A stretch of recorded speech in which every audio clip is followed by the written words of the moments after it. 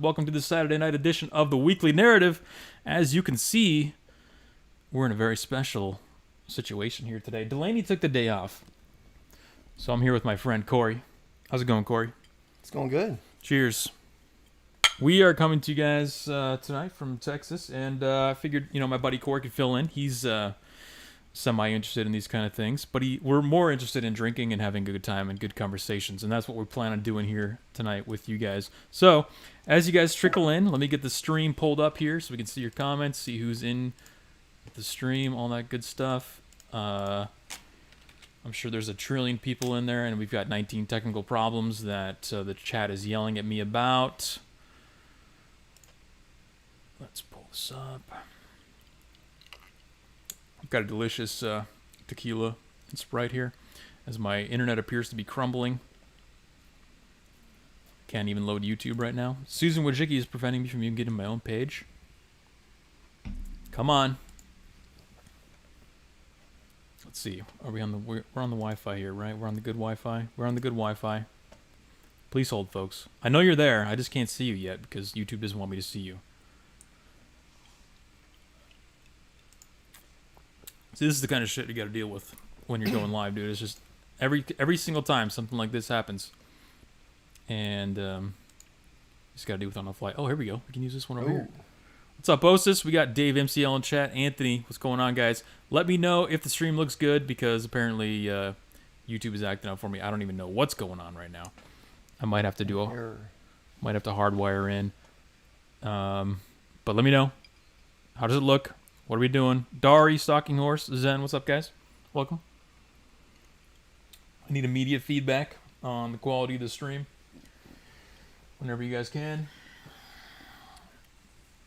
Using an MMORPG. No, it's not an MMORPG mouse. It's a MOBA mouse. Okay, get it right, because you can get all the buttons inside.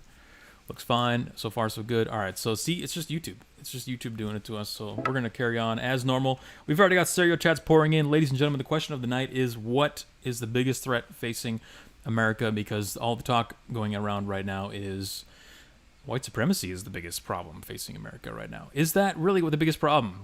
We'll explore that and other topics, but first, let's roll that beautiful intro. Let's get to it.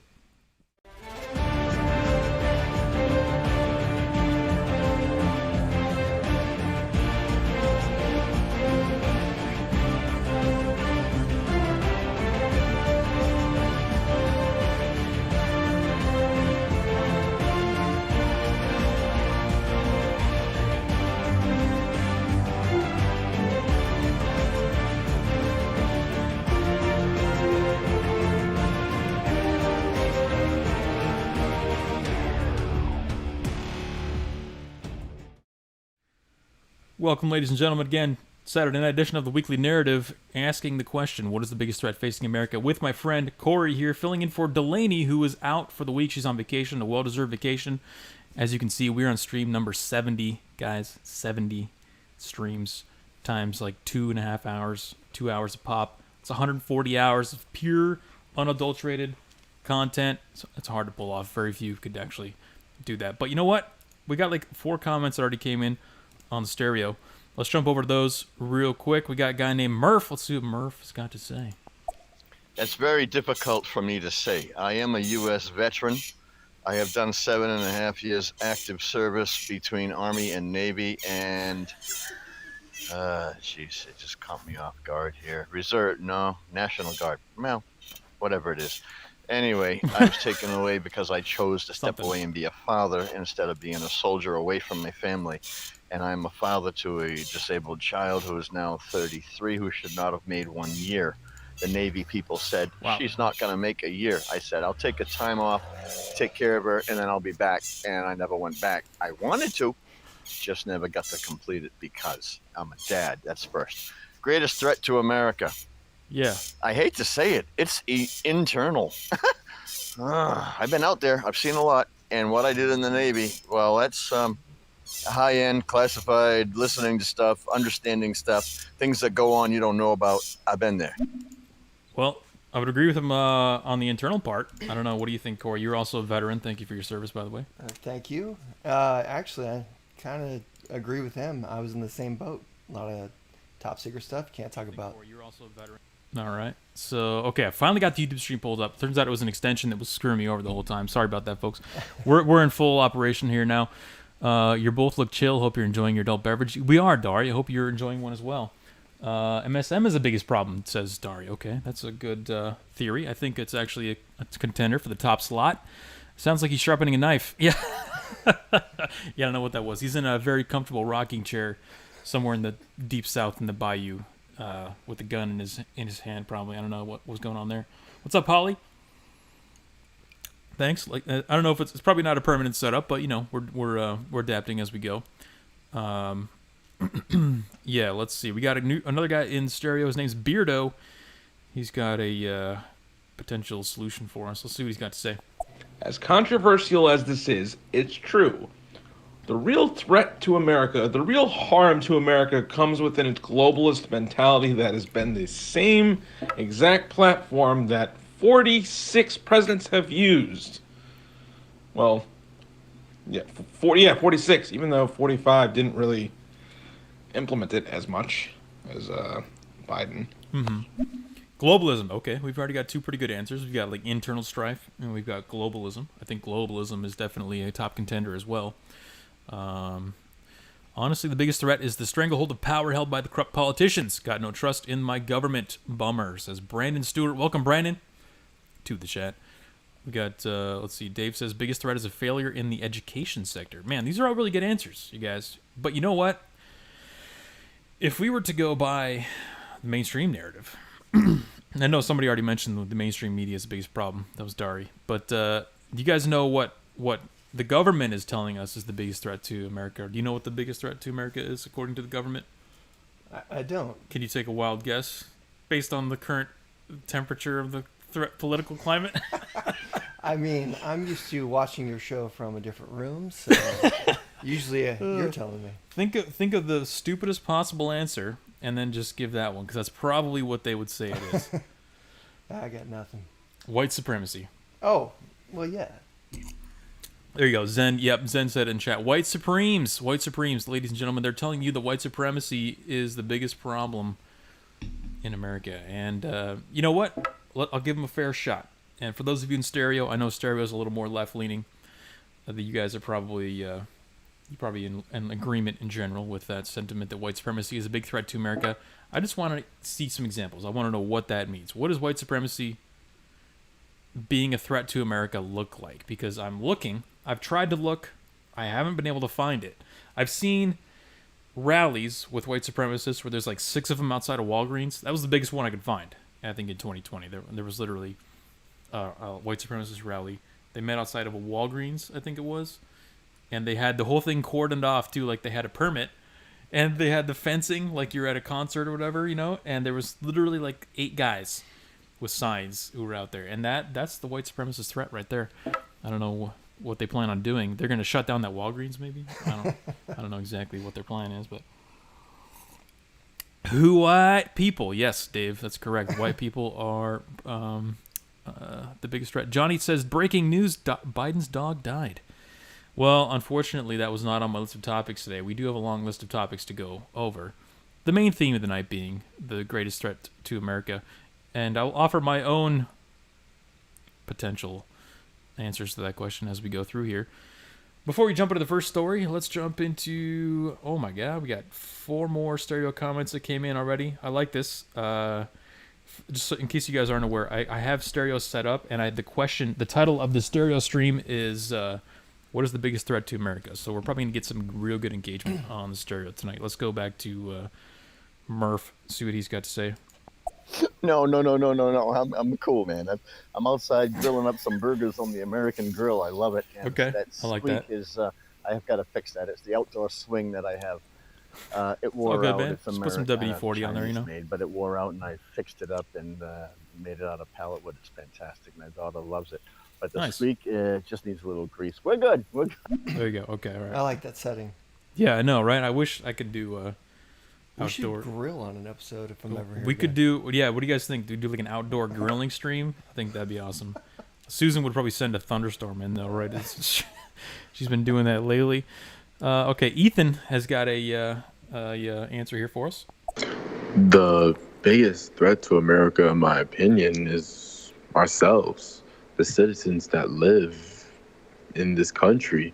You know, we all have our different point of views, our different opinions, but yet I feel as though we are so privileged and so blessed to have a country to where we can think for ourselves, we can do as we want, but yet at the same time, our own opinions and our own point of views will get us to a disagreement to where it will start a civil war between, America. And I think this is a big problem that right now you see protests, you see the left going against the right, you see the church going against the LGBTQ, you see a whole lot of other people disagreeing. It's going to come to a point where it's going to be too much to where it's either going to be a whole race war, we're either going to tear each other apart, people are going to get fed up and tear the government down for some dumb reason. Watch. So let's simplify that just a little bit. Now, you've been in the military, so you probably have a better perspective on this than I have. But if we're thinking about, let's just simplify between external and internal threats, right? America, it's facing peril of some kind, regardless of what the mainstream media says. If we're looking at internal threats, what this guy's talking about, exactly what this guy's talking about, political, disagreements, different groups of people disagreeing on things. Is there any real major threat that America faces externally that could destroy us? And, you might think China, but really, I don't think that's even still at this point a viable threat to us because we got a lot of nukes, you know what I mean? I think we still have air superiority, and last time I checked, there's a lot of water between us and China. So I'm inclined to agree with this guy with, you got another guy saying internal threats are the biggest problem I mean, he facing nailed America. it. That was pretty solid. I agreed with everything he said. Yeah, it's I would say he pretty much nailed it too. Is it a problem? We talk about this a lot on the stream. Scaling. You probably heard me mention scaling a lot, but when you have 350 million people in a country, and last stream I had a little debate, I guess you could call it, with some guy. We tried to argue that Sweden, a country of 10 million people, is has the proper governance and social structure. But I looked at the numbers. Texas has like 30 million people in it. So Sweden, a country that has a third the size of one state in America, and this guy, or these people, everyone on the left was trying to tell us that we can govern our entire country with so much diversity, so much people, so much massive population, the same way that a country with 10 million people can do it. I don't think it's even possible. Not really scalable. We've gotten so big that we can't really. You have to break it up into the states. I think you can't really go to like a top-down federal government ruling thing. You have to give more power to the states in order to let that individuality play out. Let those groups sort themselves between the states that they more closely align with. Like if you're down with giving all your earnings away for helping the meth addicts on the street, move to California. Fine, do it. Cool. I'm not going to stop you. No one's going to stop you. But if you want to have a lot of guns and own property and not pay state taxes and stuff like that, then you have the opportunity to move to somewhere like Texas. Just let the states play out as individual, ecosystems. I don't see why anybody would disagree with that. You have an opportunity to move closer to people that you would see eye to eye with. Mm-hmm. Moving back to Texas was a big move for me, and it's. I feel better here. I don't think I'm going to leave. Backstory, you also moved from California to Texas, but you're originally from here. Originally from here. So you've seen both sides of the spectrum, too. Yes. And I toured throughout the country, military. I've been... You've been around. I've traveled, yeah. I've traveled. I went to Nebraska for a year. So, I know. You've been around. I just haven't really been to the East Coast other than touring as a musician. East Coast is terrible anyway. Nobody wants to go to East Coast. But I mean, even regionally, things are so different, and we expect to run a country to be blanket. Yes. We're talking like just regions, like right. The Midwest, East and West Coast. Those are just different. And that's not even state to state. Yeah. So. One of the craziest things to me was because I'm the same way. I've lived all over the place, and one of the craziest things is when I move to somewhere and I meet people who have never moved or lived anywhere else, And they kind of have that mindset of like, oh, my state's so great. Like California, for example, they think California's so awesome, but they've never even traveled outside of it. They don't realize how different regions and localities can be. Like you're talking about, like Texas is way different. And even within Texas, you've got like Austin, which is a shithole, and then you've got Houston, which is nice, or whatever other locality. You know, it's people don't realize that they can be that different. You know. Absolutely. All right, we got another. But to piggyback on that, imagine if you didn't like Texas, but you found out Oklahoma was just rad. Yeah, you like corn. You just like looking at Yeah, corn all just day. like you get to go there.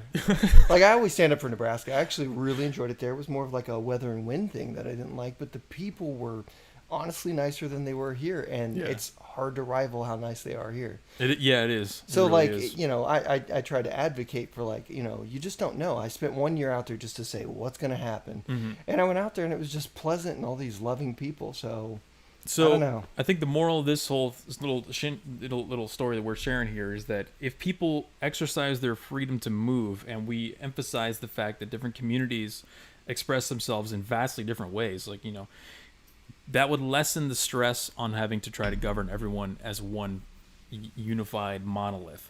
And it would lessen some of the stress that this guy's talking about, where, you know, we're not going to rip each other apart because we're more in communities with people that we agree with. So I definitely think if you get outside your bubble, like you're saying, I think that's the greater point you're making. Yeah. You see a little bit more of the world, you realize, man. Yeah. Oh yeah, no, it's you got to move around. You got to move around to see, you know, get some perspective in life.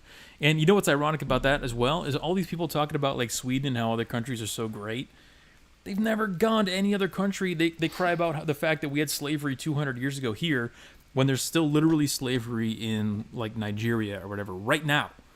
Kids who are, you know, sifting through trash piles to try to make 10 cents a day. But they're crying about the fact that there's not as many CEOs in America that are female as male. It's like you have no perspective on reality. I think if you travel the world or live elsewhere or give yourself the struggle of starting over somewhere, I think a lot of that kind of dissipates. Yes, exactly. I think everyone should do that. They should move to a place you've never been to, move outside the comfort zone. It'll do better for society in general. What's up, Money Penny? Who ate the lesbian lady? Delaney's on vacation today, so I got my buddy Corey filling in here today, switching things up a little bit here. Let's see. Dari says, "Stop taking America for granted. This America is the greatest. The greatest threat to America is ignorance. Yeah. Ignorance of well, I mean, we just said that. You know, lack of perspective, ignorance of the real world. These people hate America, and they would never move to another country." Holly says, China will never do a boots-on-the-ground invasive war. It will be propaganda and land ownership takeover. Yes, exactly, yeah. They're never going to... It's never going to get to the point to where China's, like, you know, actually flying planes over us and landing boots on the ground or anything like that. Okay. Right there, we got that Holly midlife. That one's interesting. Yeah, go ahead and call it out. Oof. Can you read it? Yeah. I did some work in 5th Ward in Houston. 'Twas... Third world. Oh yeah, you were telling me about that. Like so in Houston they name the neighborhoods by wards, and 5th Ward apparently is like really bad. I think, well, she said third world, and I'm pretty sure 5th and 3rd are both supposed to be pretty rough. Well, if she means 5th Ward was like living. Right. No, I got the joke, but I was gonna say you could say third world. 3rd Ward was third world. Man, yeah, no, we did a little tour, and there's some parts that are a little rough. All right, we got stereos piling up, ladies and gentlemen. Let's see if we can get through a few of these, and then try to get to some of those stories for tonight. Beardo. But see, supremacy can be harkened back to like nationalism, like white nationalism, and nationalism in moderate doses is okay. Patriotism is okay in moderate doses. So supremacy being the third tier of that entire structure, if you will, is the magnified version of nationalism. And I think these nationalists who, for some strange reason, can never leave the year 1864, that's the reason why it's such a problem. They never really left that mindset, and they still believe that they're the say-all-be-all race. Dude, I'm a Chicano, and it's disturbing that it got to that point. Yeah, I'm still, like I said, I'm still looking for any signs that white supremacy is an actual threat. I'm looking for anything at all about white supremacy. I still have yet to see a news story of one guy just saying the words, "White people are supreme." I haven't even seen that yet. I mean, you would think that if they were, just all over America, left and right, millions and millions of them out there, you would hear people saying, you could get video clips of guys saying things like, white people are superior to the black race. I haven't seen one of those clips at all. Have you seen anything like that? I've never been out in public and it be a thing. If there's any sort of like a derogatory slur, it's kind of like gasp. Like right. Everybody's like, "Are you serious? Like, what's wrong with you?" Yeah, it's like a widely accepted shaming of people who would even think like that and at all. And that's here in Texas too, where you'd expect. I mean, you'd have to go really digging for it, and I know it exists, but it's not like they're making it out to be. Yeah, no, I don't. It's way blown out of proportion. It's frustrating. And let's see, Ethan's got a comment here. And the biggest threat to America isn't white people. Of course not. Hey, in thank fact, you. Appreciate white that. people make this country is actually better than it is, but despite what you think about them or what sort of conspiracies you have towards them to where they're bringing black people down, which is untrue at all. I can tell you the cure and what will make America great, what will really make America great. In 9/11 in 2001, 9/11 happened. And when that tragic event happened, New Yorkers were closer than ever. Blacks, Hispanics, whites, and, it was at the expense of like Muslims or whatever. But they were close, and you see how that tragic event made them close. Think about this. What if there was a tragic event, some sort of similar to that, but to the whole United States, to where that tragic event happened to where America is more now of a utopia, and we've learned from our mistakes, and now we're more joined together than we are separate because of this event. I like that guy. Yeah, no, he knocks it out of the park. That's 2 times. Definitely on point. I think he's right, and we've talked about this on the stream before too. Is the fact that we don't have really any actual common threat that America is facing right now. China is this nebulous, weird word that nobody knows what's happening, but it's like, oh, China, oh, Russia. You know what I mean? Like, those are thrown out there as, like, enemies. They're kind of supposed to be scary, but we don't have any real understanding of why. So that's not a real threat. A real threat is like a bear chasing you. A real threat is planes dive bombing your boats at Pearl Harbor. Real threat is, like actual boots on the ground, military style stuff. Or as I thought was going to be COVID. COVID I thought was going to be initially, like right off the bat. I was thinking, okay, and you could probably look back and see some of the streams where I talked about this. This could be something that America uses to come together to fight like a common enemy. But of course, what happened, it was politicized, and it got used against us to divide us even further. Everything's a blur. Did the protests start before the COVID outbreak, like shelter in place?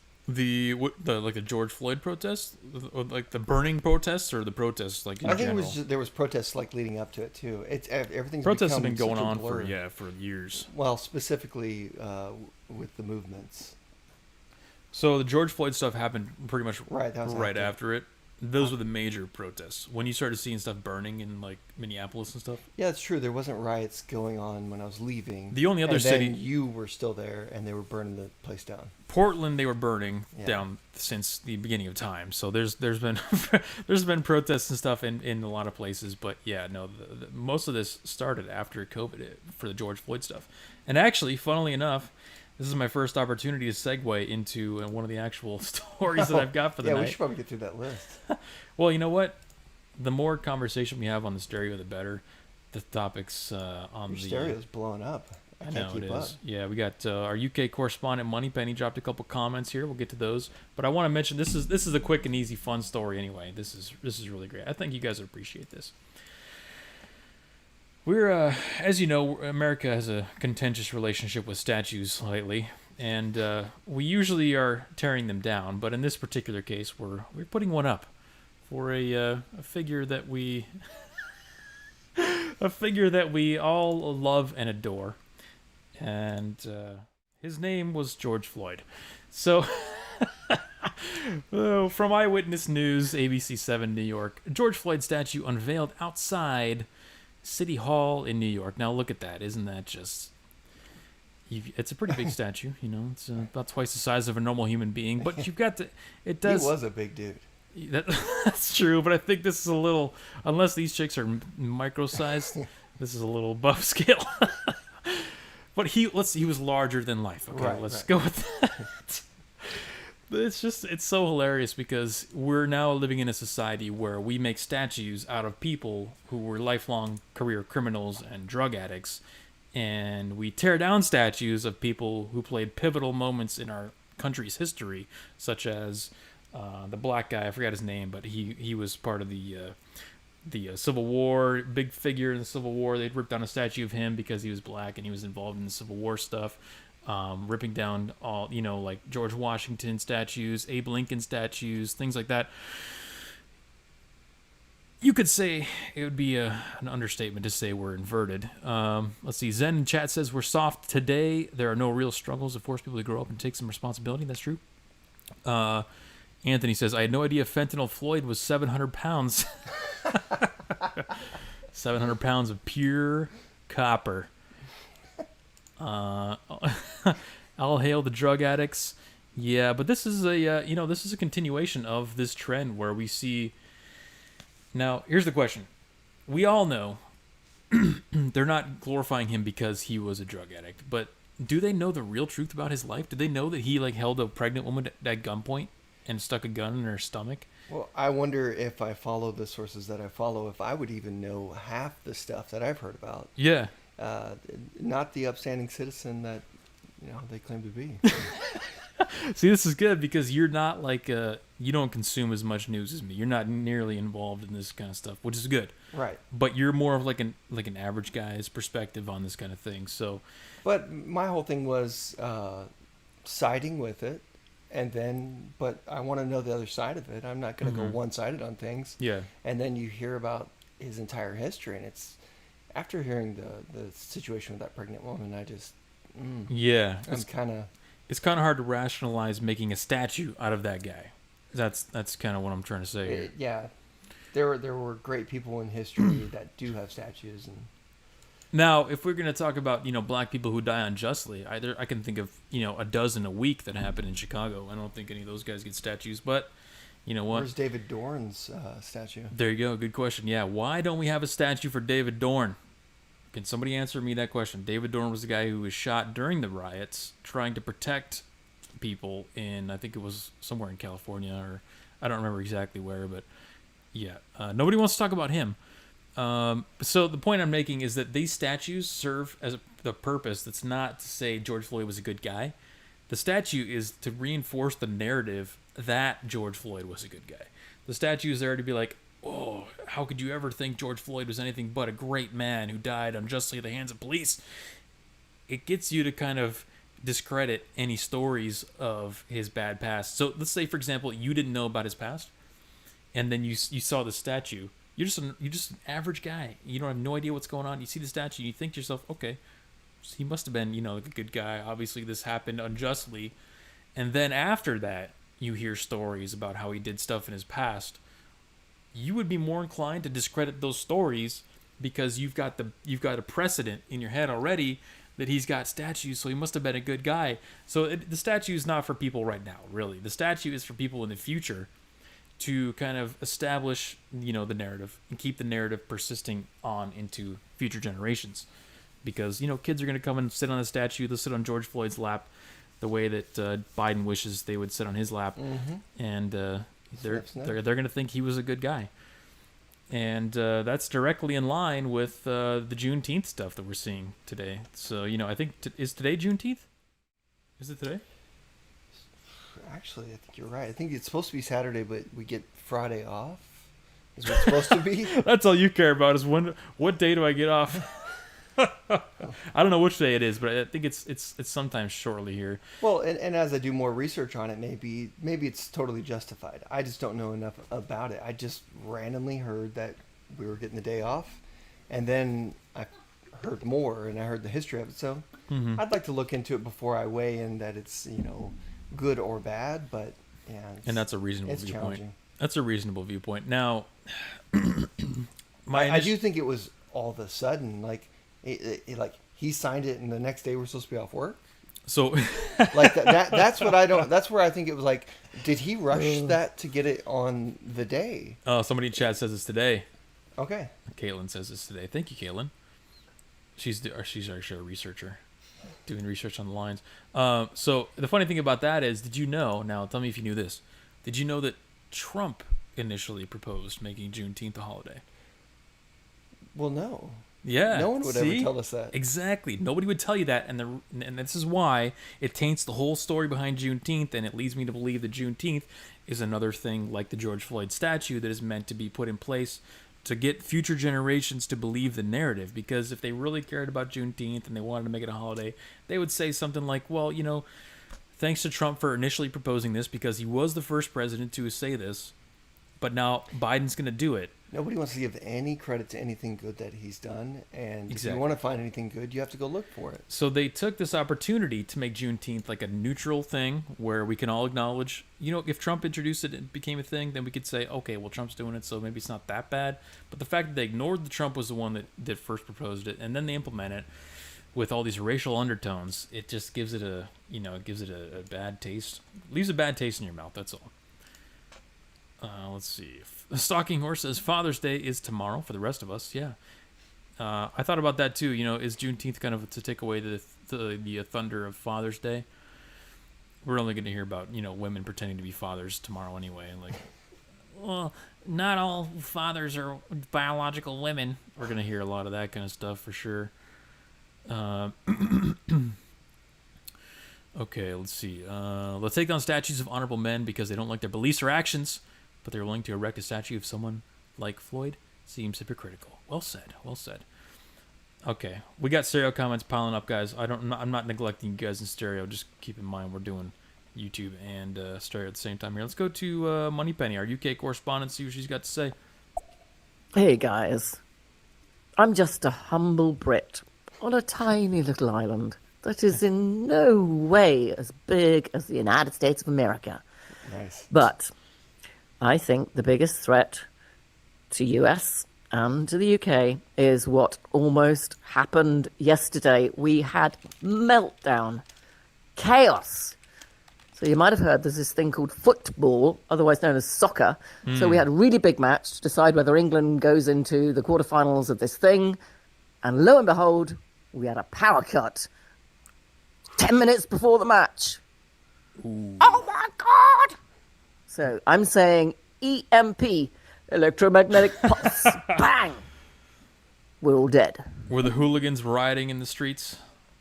I can imagine, yeah. It's kind of like, there's been a lot of strange power outages going on lately. I know my power gets cut a lot. I know Brett Weinstein's power got cut today when he was trying to do a stream on Odyssey instead of YouTube.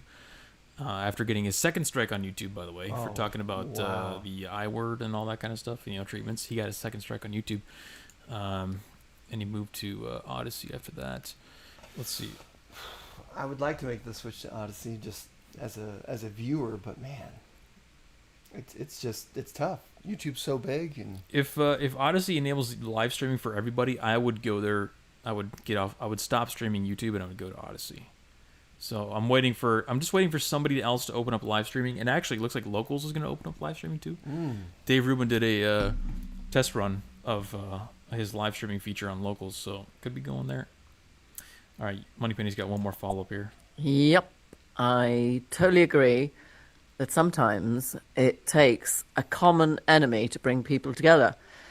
I mean, in the early parts of the pandemic, people came together more and people were helping other people out.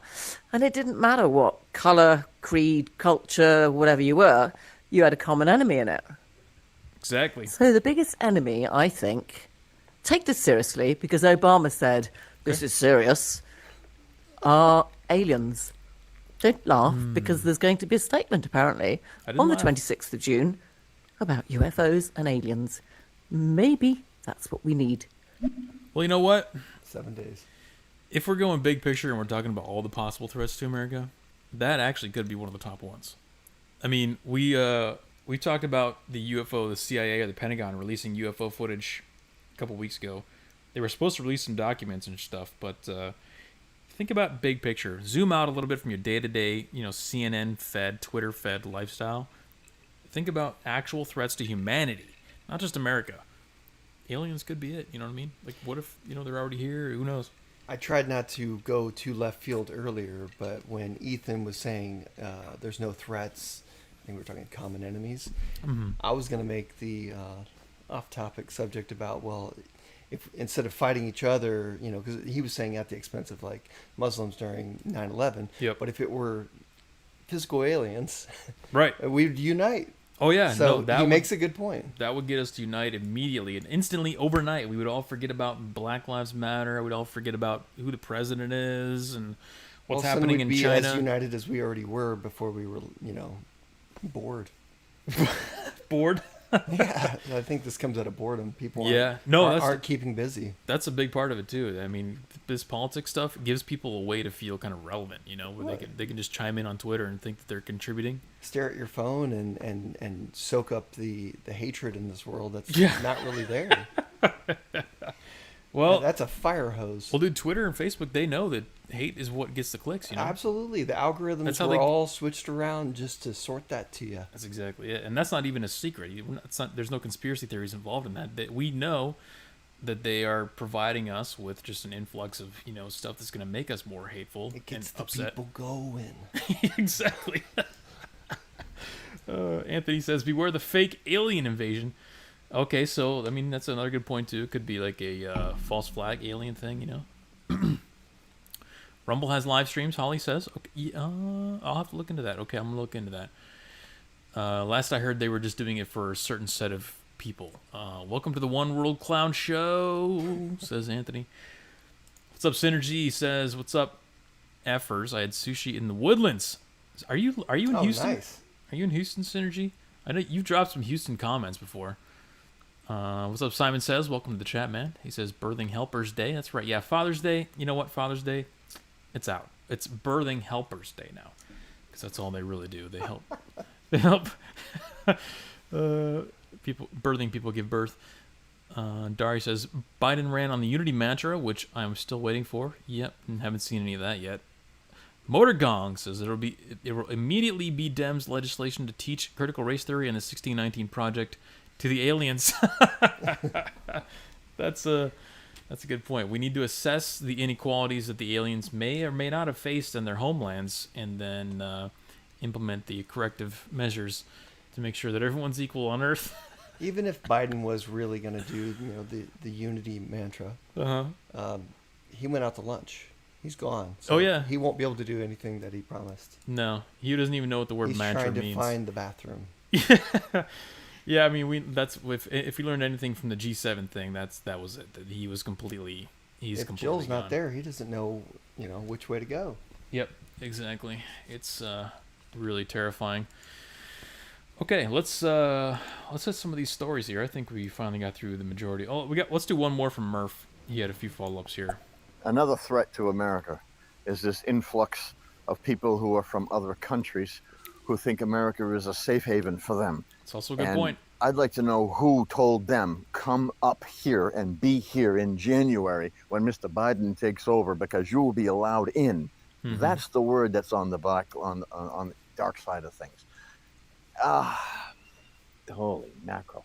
Now Texas, the governor, has declared that they're going to use their own funding to continue the wall in Texas. What do you think about that?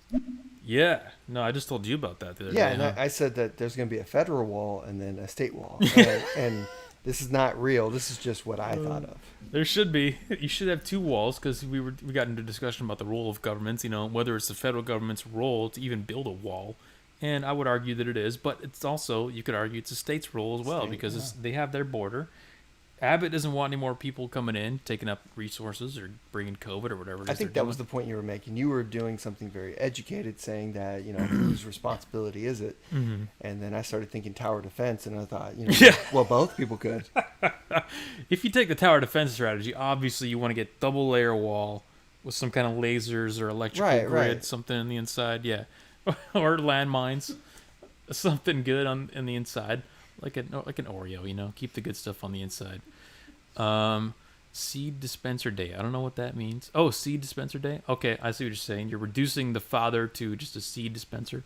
We're not even procreating anymore, so that's not even accurate. Like our birth rates are going negative these days. Biden should wear Santa Cloud makeup. Kamala told them not to come, so we're okay now. Yeah, that's a great point. Actually, we don't need a wall. Kamala went down there. She took care of the problem, guys. Okay, she told them not to come, so they're going to be good. But Do not come.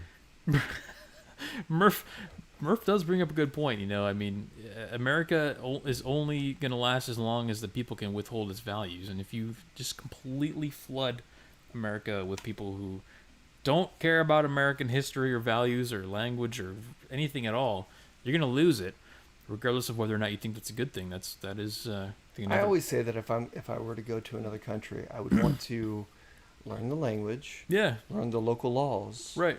I'm sorry, I didn't know that. I will calibrate. Right. Even if it's more strict. Mm-hmm. I mean, yeah. Well, if you're moving to, I talk about moving to Japan all the time. If I were to move to Japan, I would acknowledge that I'm moving there for a reason, that their culture is superior or whatever it is, and I would integrate into them. I wouldn't go around being like, hey, why don't you guys, speak English, or stop doing all your little customs where you hand out business cards to each other. I wouldn't try to change their customs. I would try to learn theirs and respect what they've got going on, because I know that's why I went there in the first place. They've got superior culture. I think it takes like a decade to be there before you're like, okay, yeah, here's a suggestion. Here's where I think something could be learned from where I come from, but not force it upon anybody. Right. You're there in their country. I would do whatever they ask. Yeah. Why am I there in the first place? Now, I think people would argue that this is a whole separate thing, where like guys like Murph, we acknowledge that immigration is happening not because there's people down in Guatemala who are sitting around like, oh, well, honey, I feel like moving to a different country. Where do you think is a good place to go? It's not that. It's like, oh, well, my neighbor just got their head cut off by the cartel, and their body's hanging from the overpass right there. We need to get the F out of here. Where can we go? How do we survive? And then they come to America. See, that's perspective, though. That's where I don't have a statement for. What I was talking about was how I would approach it. That's the thing. Like you can't rationalize with these people. They have a problem that they're facing down in their countries that's root not causes. Yeah, root cause, as Kamala likes to say. We got to identify the root cause here, and I think the root cause for a lot of these situations is it's not. She was talking about like gender inequality and stuff like. Gender inequality is not hanging bodies off of overpasses. I'm afraid of that. Gender inequality is not buying out the governments on the national level and corrupting your entire system. It's drug cartels. Fix the root cause, the real root cause. Yeah, I mean that would be. You would think that would be what you would do. Let's see here. Biden wears adult diapers. That don't match his clown shoes. Does Mexico celebrate July 4th? So why is Cinco de Mayo such a big deal here? I don't know. Budweiser invented Cinco de Mayo to sell beer, says Stocking Horse. I would not put it past him.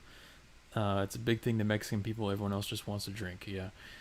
Okay, let's get to some of these stories. These are some fun ones, a wide spattering of stories, but we'll keep the underlying theme of the threat to America as we go through some of these and try to answer that question maybe towards the end of the stream here.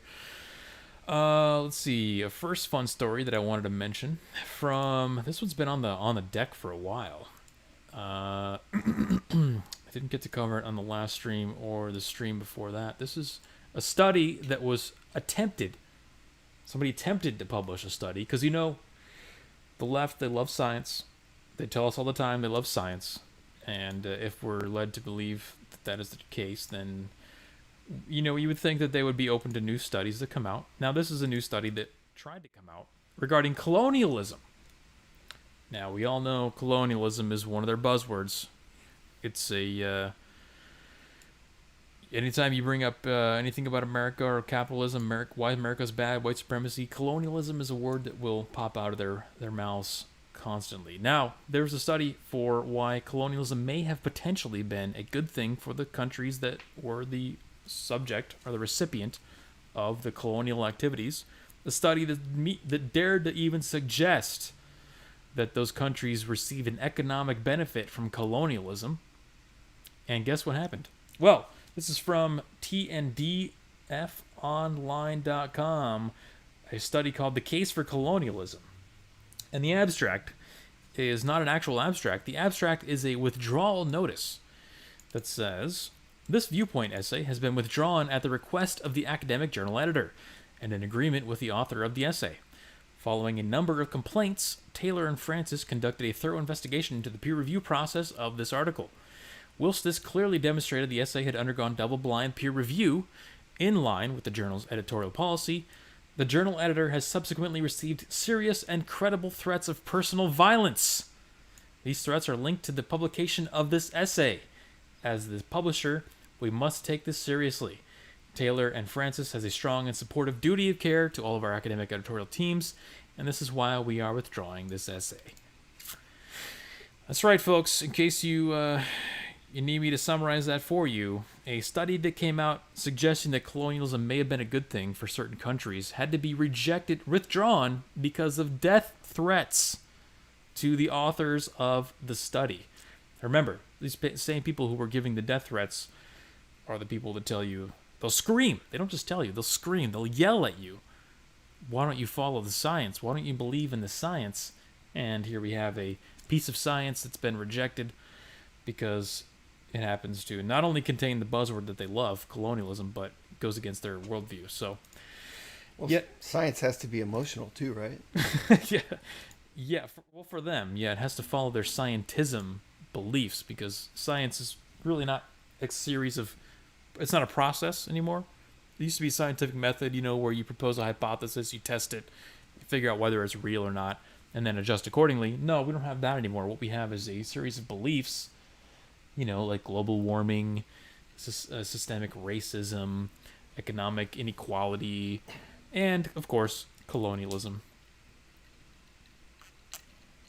Now, you would, if you were to just take a glance at some of these countries that were the recipients, quote-unquote, of colonialism, like South Africa.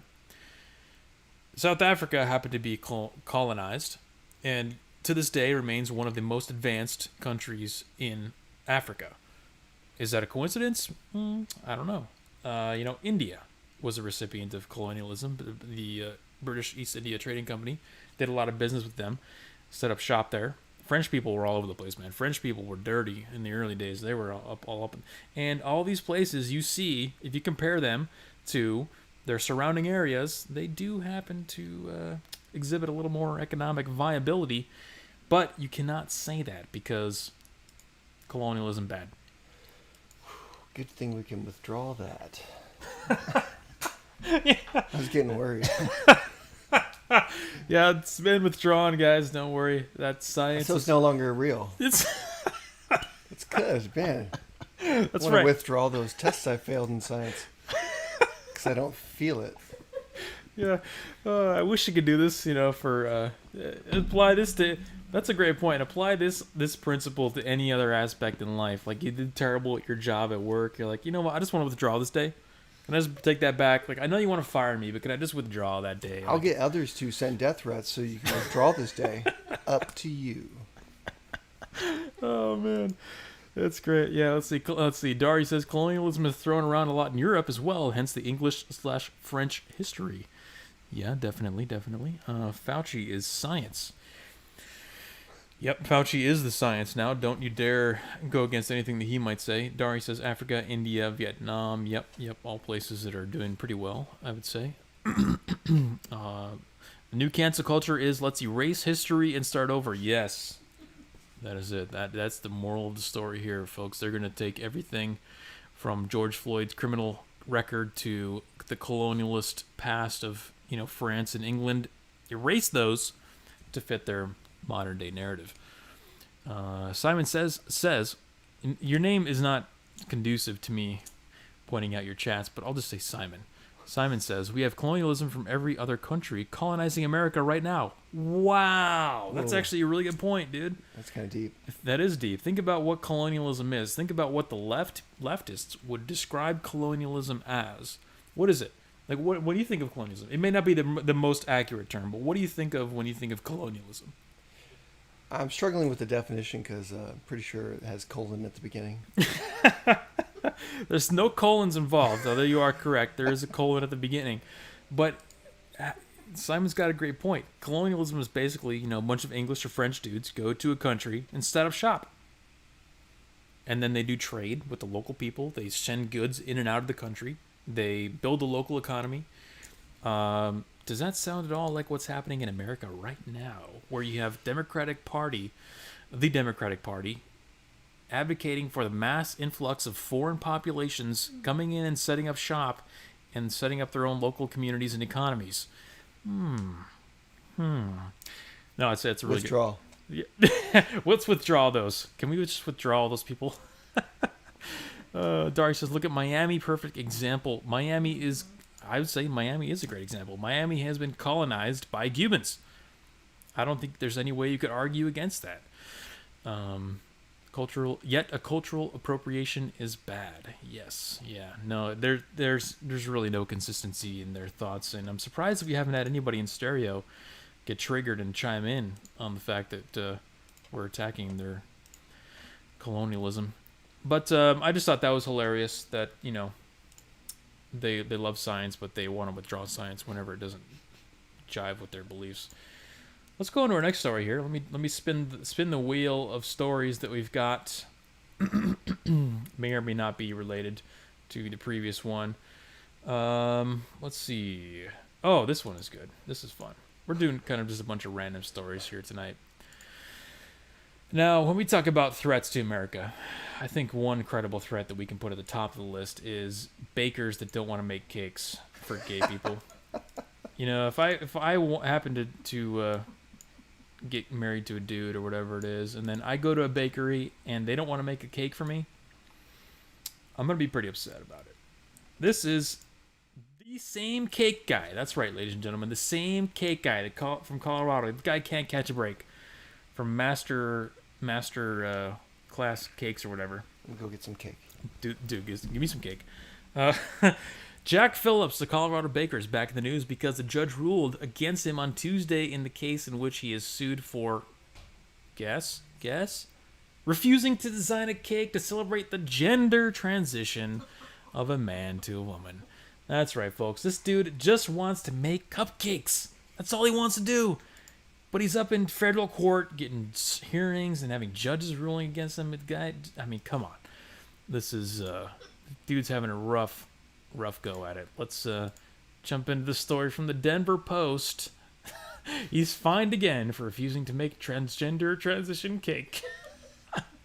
Now you gotta ask the question. Any reasonable person would ask the question. This transgender person who wants the cake, who's going to this baker, do you think they know that this guy was in national news for refusing to bake the gay cake? I think that they would know that this is the guy, right? So, again, now, assuming that they know this is the gay cake guy, are they going in expecting resistance? Are they expecting to do a scene? You know what I'm saying? Like, are they expecting to try to make a lawsuit? Are they trying to make a spectacle out of this guy who just wants to make a cake, dude? That's all he wants to do. They're going in there and they're trying to screw this guy over. Let's be honest. They're attacking him. They're using our legislative system to attack this guy. Brought to you by Chuck E. Cheese, apparently. Thank you, Denver Post. No thanks on that. That is quite an invasive advertisement there. But let's dive into this story from... I can barely even talk. This is so ridiculous. I'm going to hold back from cracking up so hard. From Denver, a Colorado baker who won a partial victory at the U.S. Supreme Court in 2018 for refusing to make a wedding cake for a same-sex couple violated the state's anti-discrimination law by refusing to make the birthday cake for a transgender woman, a state judge has ruled. In Tuesday's ruling, Denver District Judge A. Bruce said Autumn Scardino was denied a cake that was blue on the outside and pink on the inside. Oh my god, dude. Why would you go to court over a cake? This is so stupid. These people are mentally ill. I've had a bad cake before. It was just a mistake. I sued them. Yeah. I won. Oh my god. I spelled my name wrong, dude. I'm crying. This is so retarded. Oh man. This is 2021, ladies and gentlemen. This is it was blue on the outside and pink on the inside to celebrate her gender transition on her birthday because of her transgender status, in violation of the law. Is this Canada? Denver, Colorado. This is the same guy that was in the news for the gay cake. Remember he got sued for not making the gay cake for the wedding or whatever? Oh, so you are calling cake guy. I was thinking a cake boss. No. Somebody went specifically to this guy, and it's like, we joked about this, dude. We joked about you, like, you could just go to this guy and be like, hey, can you make a cake for like my satanic worship ritual? Right. Of course he's gonna say no, because he's like a Christian or whatever. Right. So this retard, this Went transgender, to the guy that's known for this. exactly. Oh my god. Yeah, exactly. And now we get a lawsuit, of course. So this guy, I mean, They were just wanting it. That's sloppy seconds on the previous story. Exactly. Yep, that's all it is. They just want to get some press, and now Autumn Scardina is in the news. Now his name, her name, Zim's name, whatever it is. That thing's name, is out there in the public. They have all these crazy cake shows where people are thriving on any community, any walk of life. Mm-hmm. Why wouldn't you go get it from someone that supports that? Dude, there's probably 20 transgender cake companies in Denver. Specifically transgender cake companies that only make cakes for transgender people. I respect that he doesn't want to make those cakes. And if I disagreed with that he denied them, then I could, not being transgender, choose not to go to him too. Like, he's going to lose customers that also agree with the situation that had happened. Word of mouth goes around. But I don't know. Just everybody do your business and go get your goods from people who you respect. Why would you want to give money to that guy anyway? I wouldn't. Like, if I was in their situation, zero. Yeah, think about that. Think about how stupid that is. They're actually arguing in court to give this guy money, despite the fact that they know that he's against, whatever they're doing. Like, that's obvious. They're just trying to get the lawsuit, and they're trying to attack this guy using our legislative system as a kind of a attack vulnerability. Pretty pathetic. Let's see. He's Christian. They continue to sue him because they can, says Dari. That's exactly what it is. Later, Dave. Thanks for stopping by. Zen says, let's see gay baker make a cake with Sodom and Gomorrah quotes. That would be funny. Ask a gay baker to make a Christian-based cake. There you go. Now you're thinking. Yeah, dude, that's what we should do. We should go find a gay baker and tell him to make a cake out of the quote that says the gay people are bad or whatever. Oh. And then we'll make a lawsuit when he doesn't want to make the cake. Yeah. That's religious discrimination. I mean, I wonder if you would get denied getting your cake made if you're like, I hate people who make cakes. And propose that to him. You got to test all the bounds. All the variables? Yeah, the variables. Yeah, like, I hate cakes and bakery in general. I love cats, fuck dogs. Yeah, exactly. Like, just see. Oh, man, that's 2021 for you guys. It should have been blue on the outside and brown on the inside, says Dari. Yeah, they have to make an example. Yeah, it's really pathetic. I just thought you guys would enjoy that. Just a follow-up from the gay cake story, in case you guys are wondering what he's doing, and the answer is no. He's not just happily making cakes. He's getting assaulted from all angles just for making some sugary delights. Well, that's not the only person who's tried to test the fence. Like yeah. T-Rex on Jurassic Park, probing the wall, Oh, yeah. So... he's just getting flooded with it. It's like 1 out of 10. It's like, oh, another This one. is just the one guy or girl or whatever it is that took it to court. Yeah. He probably gets this kind of stuff every week. Yeah, so I don't think it's the second person and they went to court. I think he's been getting a steady flow of them, and one person was like, you know what? Court time. Oh, man. Yeah, that's it's got to be a rough go for that guy. But, hey, I don't know if the any press is good press applies in this particular case. Because the dude's in the news, national news, all the time. And, I don't know if the Christians are just, like, throwing the money at him or what. But hopefully he's doing okay. We got a comment from Moneypenny. We'll jump to our next story. Right. Conspiracy theories. Come on. There's too many bloody coincidences going on. So Queen Elizabeth II, the Queen of England, very recently had one of her little doggies, her little favourite corgis, die on her, pass away. And now, today, the Bidens have lost their champ. The champ has been jumped, and is now going to be in jump food, probably. But come on! How do you get the Queen and the President of America both having lost their little pooches? Oh. I think it's definitely aliens. Aliens, or... Guess who they just both met with? Putin. Putin slipped some uranium in their dog food. Dog killer. And that was it, dude. That was it. Go home to your dogs. Pronto. No, that was it. It was Putin. Aliens or Putin. Let's see. This is a nice graph I found of San Francisco's drug overdose deaths, and I wanted to share this with you guys with a follow-up on San Francisco's population. Now, I want you to look at this graph, and I want you to ask yourself, do you think the population in San Francisco is increasing or decreasing? But just based on this one graph alone. This is from the CDC. For those of you who aren't watching the stream, we're looking at a chart for San Francisco drug overdose deaths that's averaging between 80 and 100 for literally 30 years. It averages between 80 and 100. And then suddenly, in 2016, we see a massive spike up to 212, followed by 240 in 2018, and then it continues up at an almost parabolic rate to 676 in 2020. 2015 was a good year. 2015 was a really good year. Only 17, actually. Yeah. I don't know who was running the city in 2015, but yeah. So this is from CDC National Health Center for Statistics 2020, and CDCs are obviously a reputable source for information, but this is the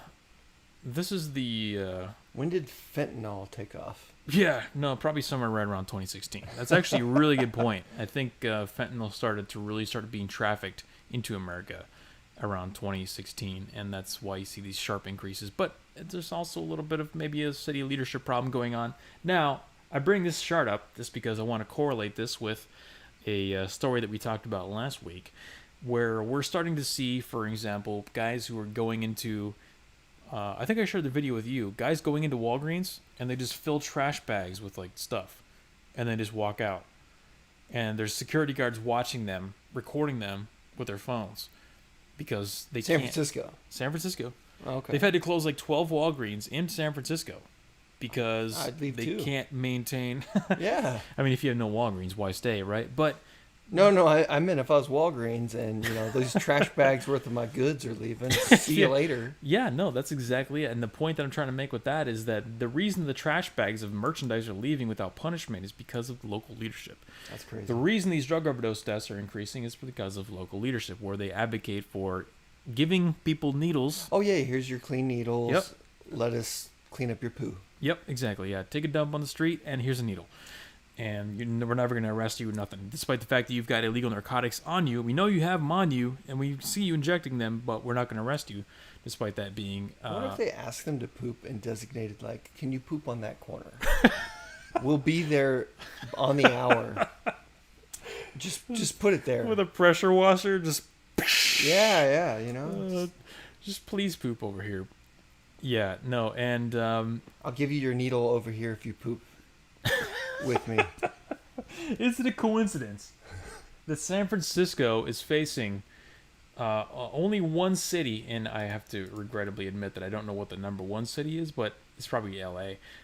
San Francisco is the number 2 city that saw exodus of population during 2020 and during the COVID lockdowns. And basically in the past year and a half, no city has seen less of an exodus than San Francisco, aside from one other mysterious city that I did not research.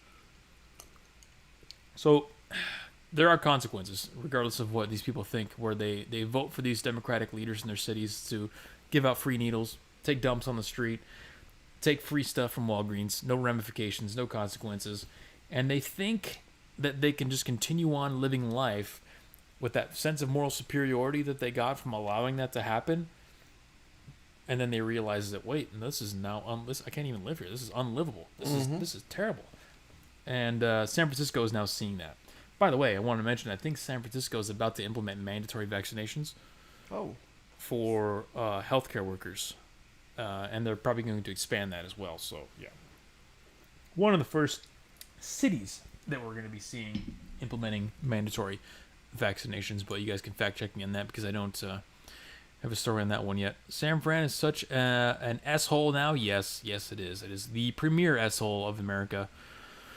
Osa says Secret Service poisoned the dog as payback for biting them. Not taking Biden out when he was in the shower.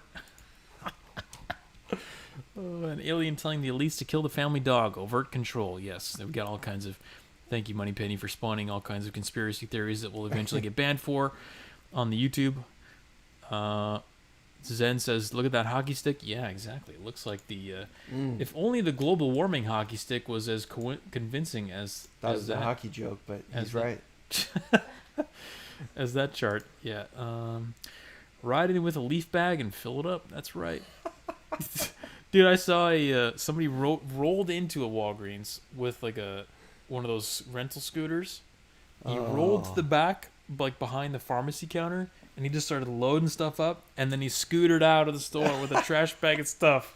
I couldn't help but crack up at that. It's really... Oh, man. San Francisco's an absolute joke at this point.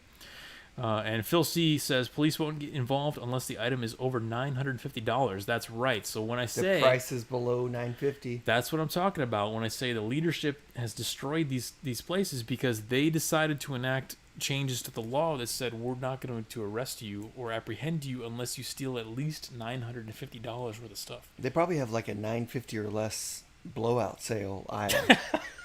So this like, aisle is less than $950 and coincidentally, those shelves are always empty. Right. But they're like, stocked. Don't do these, you will get arrested. Please don't make us do that.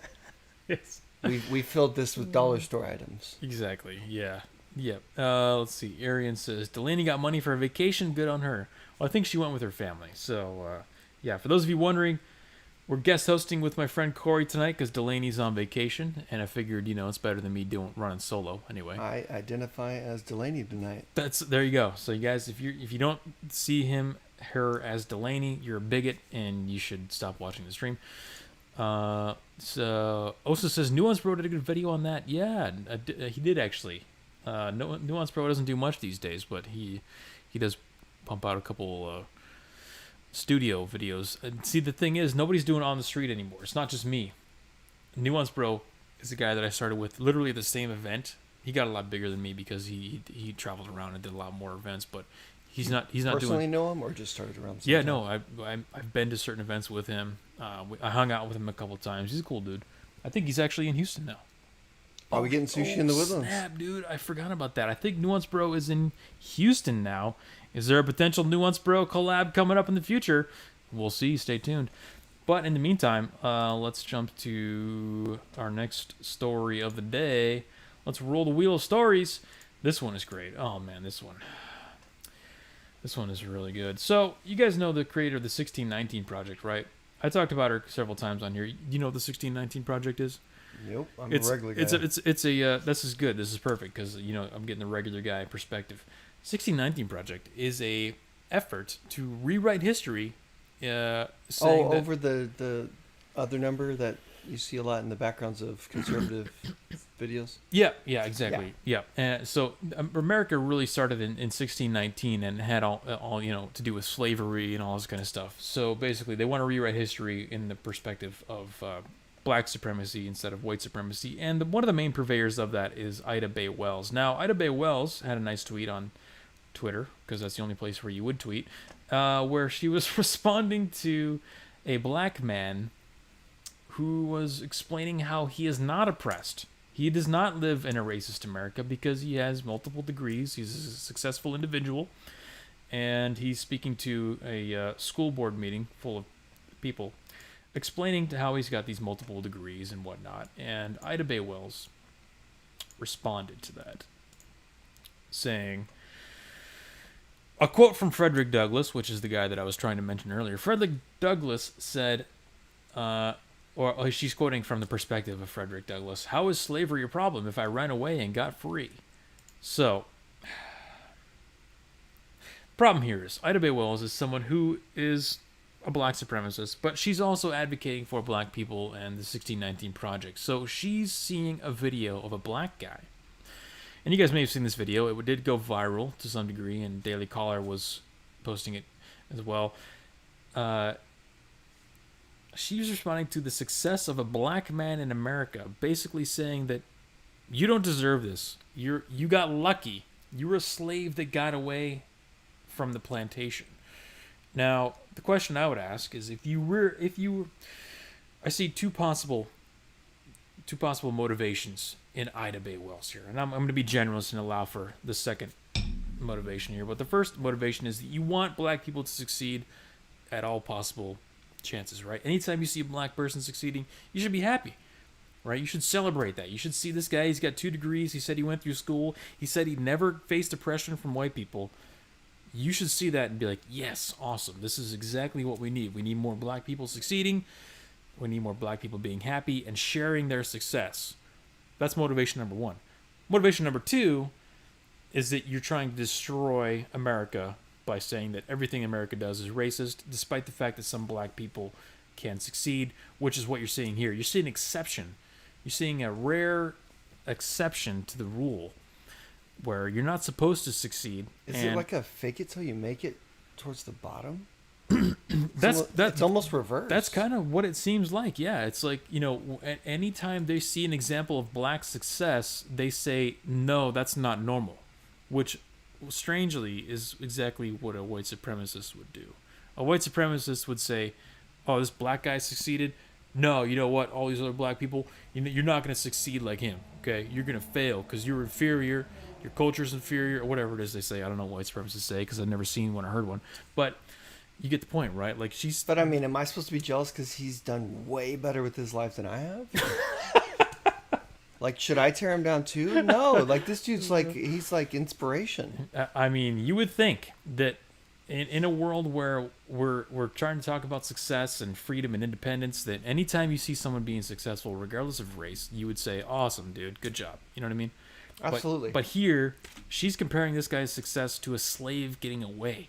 That's fucked. That is jacked up. Now, if you had any,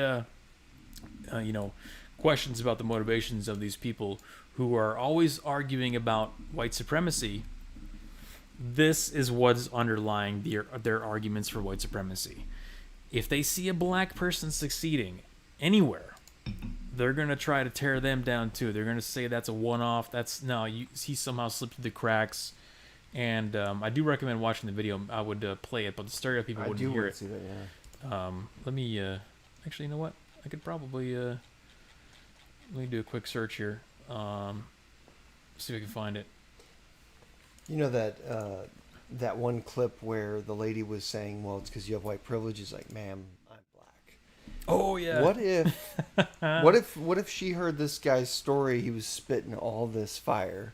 Mm-hmm. I'm assuming in the video, and she's like, well, that's it's because you're privileged, or you're white. It could be the same situation. Mm-hmm. This guy, he was successful, and then you find that out, and I don't know. Okay, here we go. Perfect. Let's do. We'll play a little bit of the audio from this, just so you guys can get an idea of what's going on. Now, this is a black guy talking to a bunch of white people. Okay, just keep that in mind. A school board meeting. You talk about critical race theory, which is pretty much going to be teaching kids how to hate each other, how to dislike each other. That's pretty much what it's going. That's pretty much. I don't care what you say. It's pretty much what it's going to all come down to. You going to deliberately teach kids this white kid right here got it better than you because he white. You going to purposely tell a white kid, oh, the black people are all down and suppressed. How do I have 2 medical degrees if I'm sitting here oppressed? How did I get, first of all, time up, because I only got 5 minutes now, not 5 minutes. 2 medical degrees. No mom, no dad in the house. Worked my way through college. Sat there and hustled my butt off to get through college. You gonna tell me somebody that looked like all y'all white folks kept me from doing that?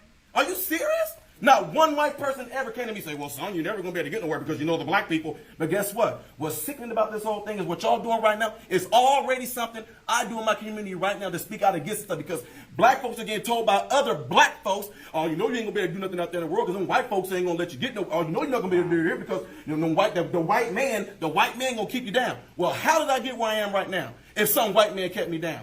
How am I now directing over folks that look just like you guys in this room right now? How? What kept me down? What oppressed me? I worked for myself from off the streets to where I am right now. You gonna sit here and tell me this lie of critical race theory? This the reason why black folks can't get ahead because of white folks? Are you kidding me?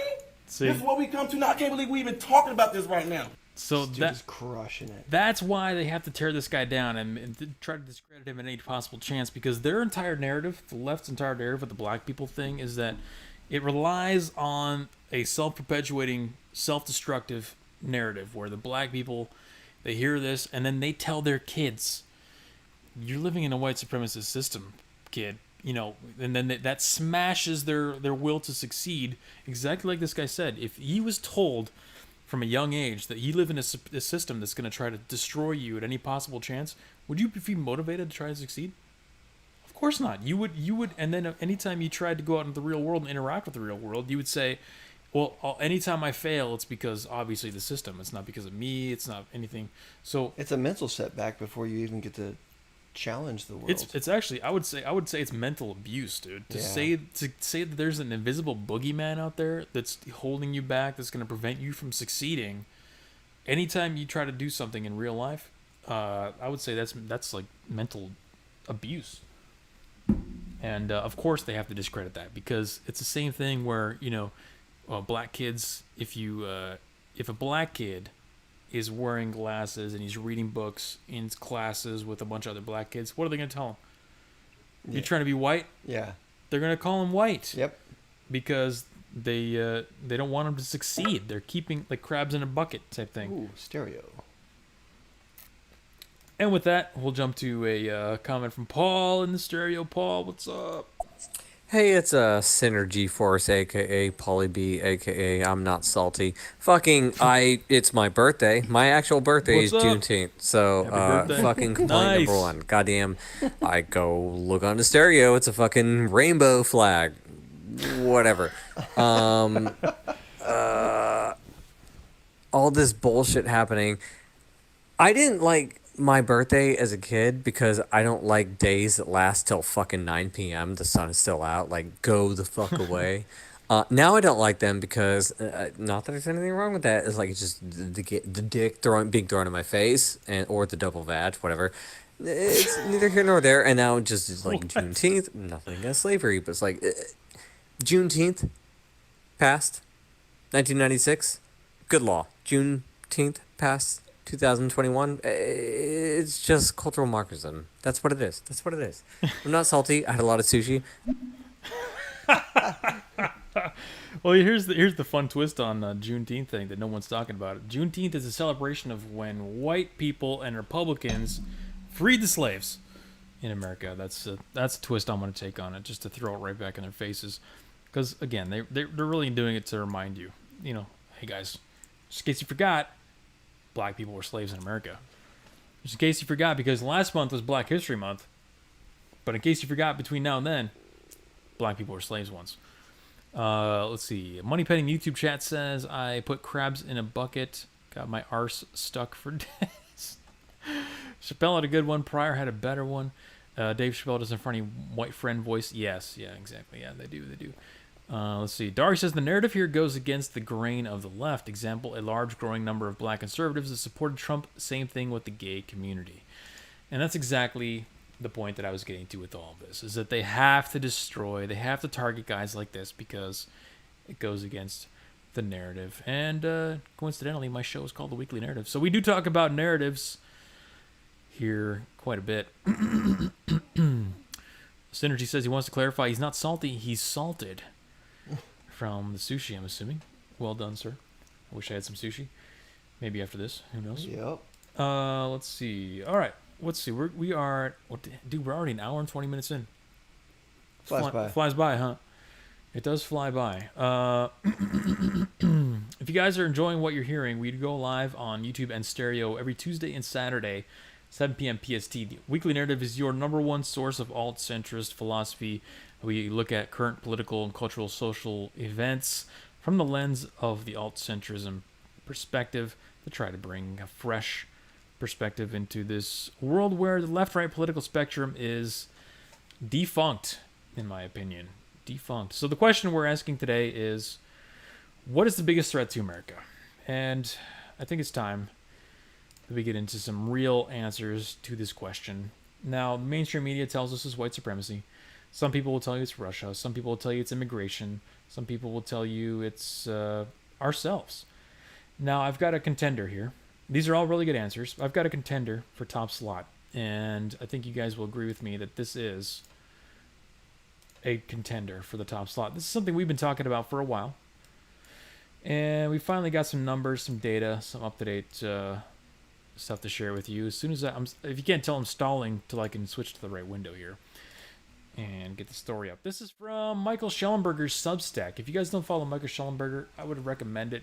He's got a bunch of good information. He talks about the stuff that a lot of people do not want to talk about. This particular article is about America's biggest problem in his eyes. We'll evaluate the efficacy of that statement. We'll see if this is America's biggest problem. Climate change is also one that people didn't mention, but it's in the title of his article here, which is Why Drug Abuse, Not Climate Change, is America's Biggest Problem. Drugs killed 300 times more people than climate in 2020. Now, I gotta admit, How many people have died from climate? that's the exact question that I was asking myself when I pulled this up. I was like, what does that mean, died to climate in 2020? How do they even calculate that? What does that even mean? But I would say what he's saying is important, but so I think, in a nutshell, what that means is like how many people died to hurricanes or fires or extreme climate events, things like that. But your question is a good one, and hopefully we'll answer it going here as soon as I put this on the right window, because I did not have it on the right window. Here we go. Now you guys are seeing the article. President Joe Biden and Democrats in Congress say climate change is the most serious problem facing the United States, and have proposed to spend $1.7 trillion, with a T, on infrastructure and climate, as well as many billions more on addressing the issue. But America's biggest problem is drug abuse, not climate change. In 2020, nearly 90,000 people in the United States died from drug overdoses or poisonings. 90,000. Does that number shock you at all? Did you have any idea what was going on with drug overdose deaths? I thought it was like 50,000. I had no idea. I saw your chart earlier. It was 600 people. Yeah, just for San Francisco. Yeah. And they're contributing quite a bit. 90,000 people died in 1 year from drug overdoses or poisonings. That is shocking to me. Now, by contrast, just 308 people in the United States died from natural disasters, down from 413 in 2019. So, while drug deaths are skyrocketing, carbon emissions are declining. U.S. emissions declined 22% in the United States since 2005, which is 5 percentage points more than President Barack Obama promised the U.S. would reduce emissions under the Paris Climate Treaty. So, the Paris Climate Treaty, that was bullshit anyway. It wasn't really going to do anything. We're already beating that, and still we're seeing that, 308 people died from natural disasters. I was expecting, and I gotta admit, a little part of me was kind of hoping for this global warming catastrophe that they're saying, where the world ends in 12 years and we get the earth splitting in half and earthquakes and meteors and tornadoes every single day and stuff like that. I think that'd be kind of cool. But I'm 308 deaths. It does not align with the narrative that we're being told regarding that. I would say it got the people hot, and they're the ones. It's not the climate. The climate warmed up just enough to get the people hot, and now we've got all this. Just enough to piss them off, get them sweaty. Yep. Get them out. Yeah. That's a good point. Extend the rioting season. Right. Warm it up to extend riot season so they can be up between March and October. Mm-hmm. Oh yeah, no, that's really good. Let's see. Got a stereo too. Yep, we got a stereo come in. We'll get to that in just a second. Holly says, I died from climate, but I got better. Fukuda Sushi and Robata in the Woodlands in North Houston. Better than the best San Diegan sushi restaurant, Susha Ota. Well, thank you for that recommendation, yeah, we Synergy. need to go there. It's kind of strange that you're that close to us, but that can be explored. Dari says they're hyping up the high temps in the southwestern part of the country. Normal people realize it's called summer.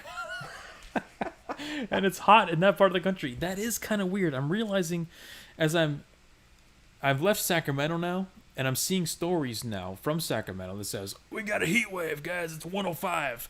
And I'm like, well, it's June. It took a while to hit us. It's the middle of June. Yeah. That seems like pretty average temperatures for the middle of summer in Sacramento Valley, which is pretty hot.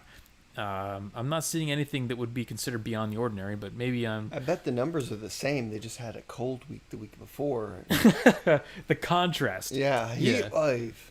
Right.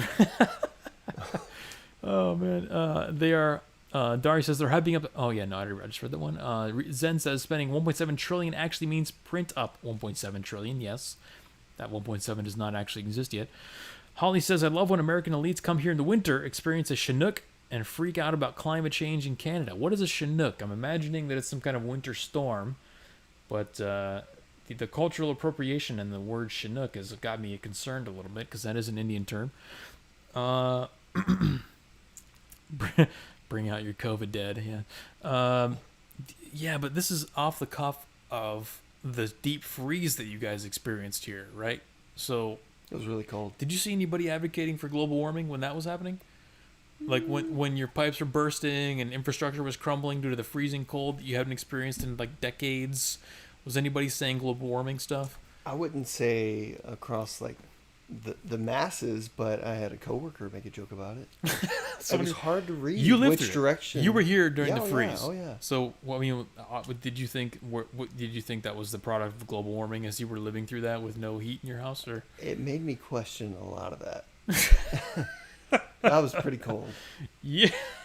Yeah, I'd imagine it would make you question that a little bit. Now, the argument could be made that more extreme weather is a result of, the ebbs and flows. Like maybe. Yeah, exactly. I'm still open to it. I will say I'm still open to it, but I'm just confused now.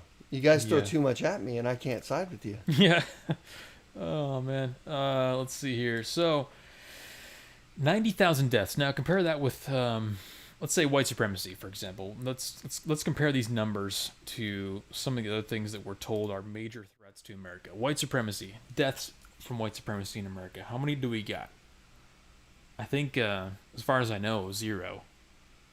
Let's be generous and let's just say 100. Let's say 100. What is it? How does that compare to 90,000? Still pretty low. Yeah. So I don't know how they rate danger. The question is, I guess, becomes down to their criteria of what does dangerous to America really mean? How do they measure that? If it's from feelings, then I would say white supremacy. Yeah, definitely, that is the top danger to America. It's destroying people's feelings. But 90,000 deaths, I would rate that a little bit higher on my scale than white supremacy or climate change, for example. But I think there's an interesting trend here that we're seeing with these stories that I have to point out for like the 4th week in a row. And now if you look at that 90,000 number and you actually want to figure out what's going on there, let's say we take the Kamala Harris approach and we want to identify the root cause. Yeah, root cause. So what's a root cause of 90,000 people dying from drugs in America? Well, it could be argued that a big part of that is Big Pharma handing out prescriptions to things like OxyContin. How many of the overdoses are actually pharma? Ooh, that'd be a good question. Yeah, maybe. They won't tell you. No. You'll never find that. You'll have to dig and dig and dig for that information, yeah. So people start out with OxyContin or whatever it is, and then they get on the market for other opioids. They eventually get into fentanyl, which is being openly trafficked across the border. True gateway. From China, by the way. So when we look at the root cause of 90,000 people dying in America, what happens when we investigate that? We get to China, which of course we can't talk anything bad about. No, if Trump were in office, he would, but Biden, he doesn't want to say anything bad about China. And Big Pharma. So Big Pharma is obviously Fauci, the vaccine. That ties in with the COVID narratives. Don't question the vaccine. Don't question anything Big Pharma does. Oh, by the way, Big Pharma is exempt from any adverse reactions to those vaccines they're handing out, and they're getting paid billions of dollars for. So I just think it's quite a heavy coincidence that all these issues can be traced back to, at least partially, not full root cause like Kamala would want, but partial causality from Big Pharma. It's and nobody is talking about Big Pharma at all. Nobody wants. They never will. There's too much money. Too much money, because guess what? When you watch CNN or MSNBC or whatever it is, guess what happens? What's the first thing you see when they pop to a commercial from Rachel Maddow or whoever it is? Do you or someone you know suffer from high blood pressure? Oh, that too, yeah. Big Pharma, they're the well, biggest. They warn you on the front end too. They say it'll make you happy, things will be great, you'll bleed out your ass. Yeah. And you won't remember your name. But just so you know. Right. And then later you get your payout. Yeah, right, yeah. 20 years down the line. Yeah. It's the same commercial, but did you or someone you know take the COVID vaccine? Yeah. It's coming. You may be entitled to a cash payout. It's gonna be. It's gonna be. They'll do the class action lawsuits based on if you were with the different. Oh right. vaccinations. Did you take the Moderna? Yeah. Vaccination. Yeah. Do you feel like you're on fire? Do your insides feel like they're on fire all the time? You may be entitled to a payout. Oh my god. We laugh, but just wait and see, folks. Just wait and see. So, I would argue that the big pharma drug stuff is a big contender for the biggest threat facing America, just based purely off of, and this is important, we have to define the criteria, based purely off of death counts. I think death count is a good criteria for judging what is the biggest threat to America, because let's say we're in a wartime scenario and we're facing multiple enemies, we would judge the danger by death count. Like Mexico killed 8,000, Germany killed 10,000, whatever it is. You would say by that measurement, Germany's more dangerous. Germany's a bigger threat to America because they killed more people.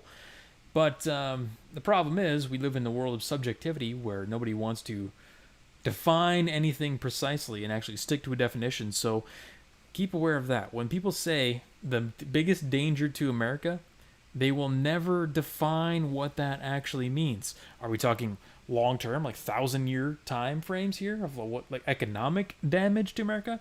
Or are we talking deaths right now to America? Are we talking feelings, emotional damage?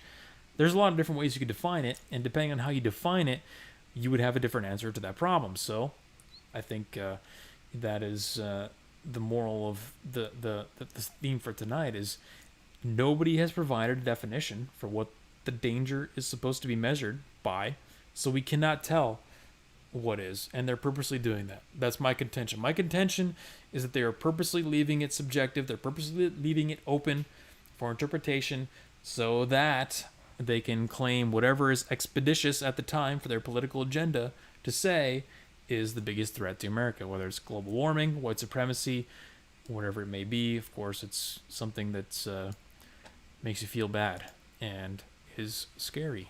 That will get withdrawn. Yeah, it'll get withdrawn in a few years.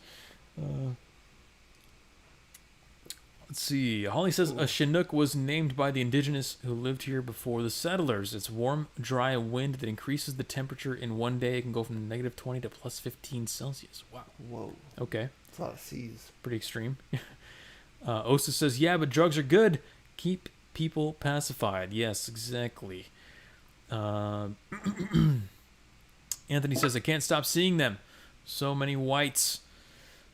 Sounds like a bigger pandemic. The class action lawsuits will be minority driven only. Are you or someone you know a black person that's taken the J&J vaccine? Yep. Holly says, did you or a loved one get the AZ? Have you experienced insert horrible side effects here? You may be entitled to compensation. That's exactly it, folks.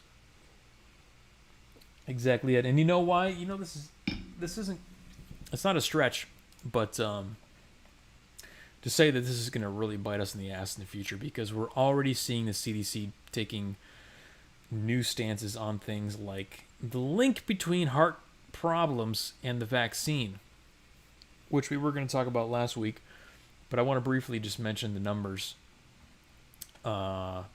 in this article that I got. Before we do that, let's jump to the stereo. We got a couple comments that came in. One from Moneypenny. Oh, she changed her avatar to make it look much more, let's call, intersectional. Okay, I can't help feeling you guys are getting a real kick out of punching the little girlie in the ribs today. It's all about, now we've got these drugs. Ooh, we've got more drugs than you. Ooh, we've got more deaths in California. Ooh, it's true.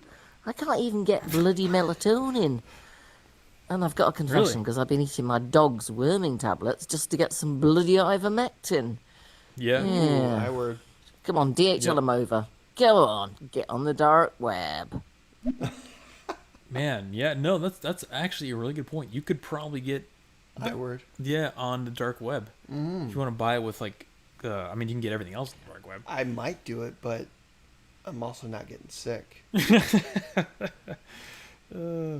Paul, who is I apparently drunk. have a housing payment and need cash now. Call Joseph P. Biden. 877 cash now. Yes. Why isn't there a commercial for that yet? Oh man, that was great. Moneypenny's got to So, follow up. guys, you might as well give up now and start eating a hell of a lot of cake.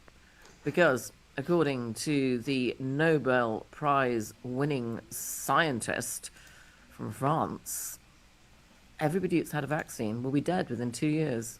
I don't know if you've seen that. Really? Fascinating stuff. But also, in the last 24 hours in the United Kingdom, this tiny little island on which we are bobbing around in an ocean, a former policeman has come forward and literally recorded it. It's all videoed. It kept being taken down. Might still be up there. Giving a statement to the local police force where he lives, and he has got the information enough that he is convinced he's taking the government of the United Kingdom to court, including his local member of parliament, for lies and holding back death stuff under a D media code, if you know what that is.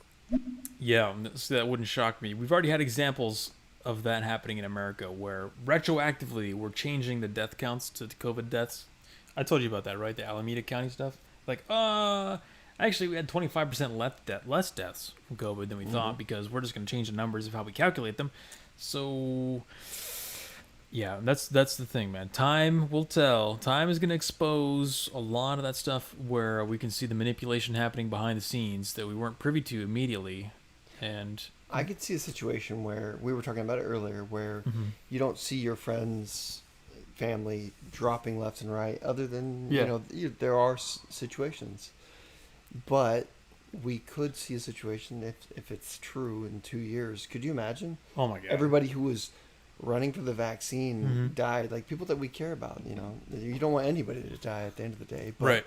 But how scary would that be? That it was like I'm seeing more people die now because they were trying to fear the original cause. Yeah, right. It kind of it would really demonstrate the short-sightedness of people's inability to not only delay gratification but the fear. Like they want to escape this emotional sensation of fear that they're feeling, so they'll rush to anything, no matter how haphazard or ill-advised it may have been, without any kind of risk management procedures. And then, I mean, guess what happens, dude? This is exactly what happens. That exact kind of outcome. Let's see. Okay, so with that said, yeah, Holly in chat kind of mentioned the fact that, we're mentioning CDC numbers, so you may face a risk of termination or our second strike because of this. But we're going to jump to some CDC numbers from thehill.com.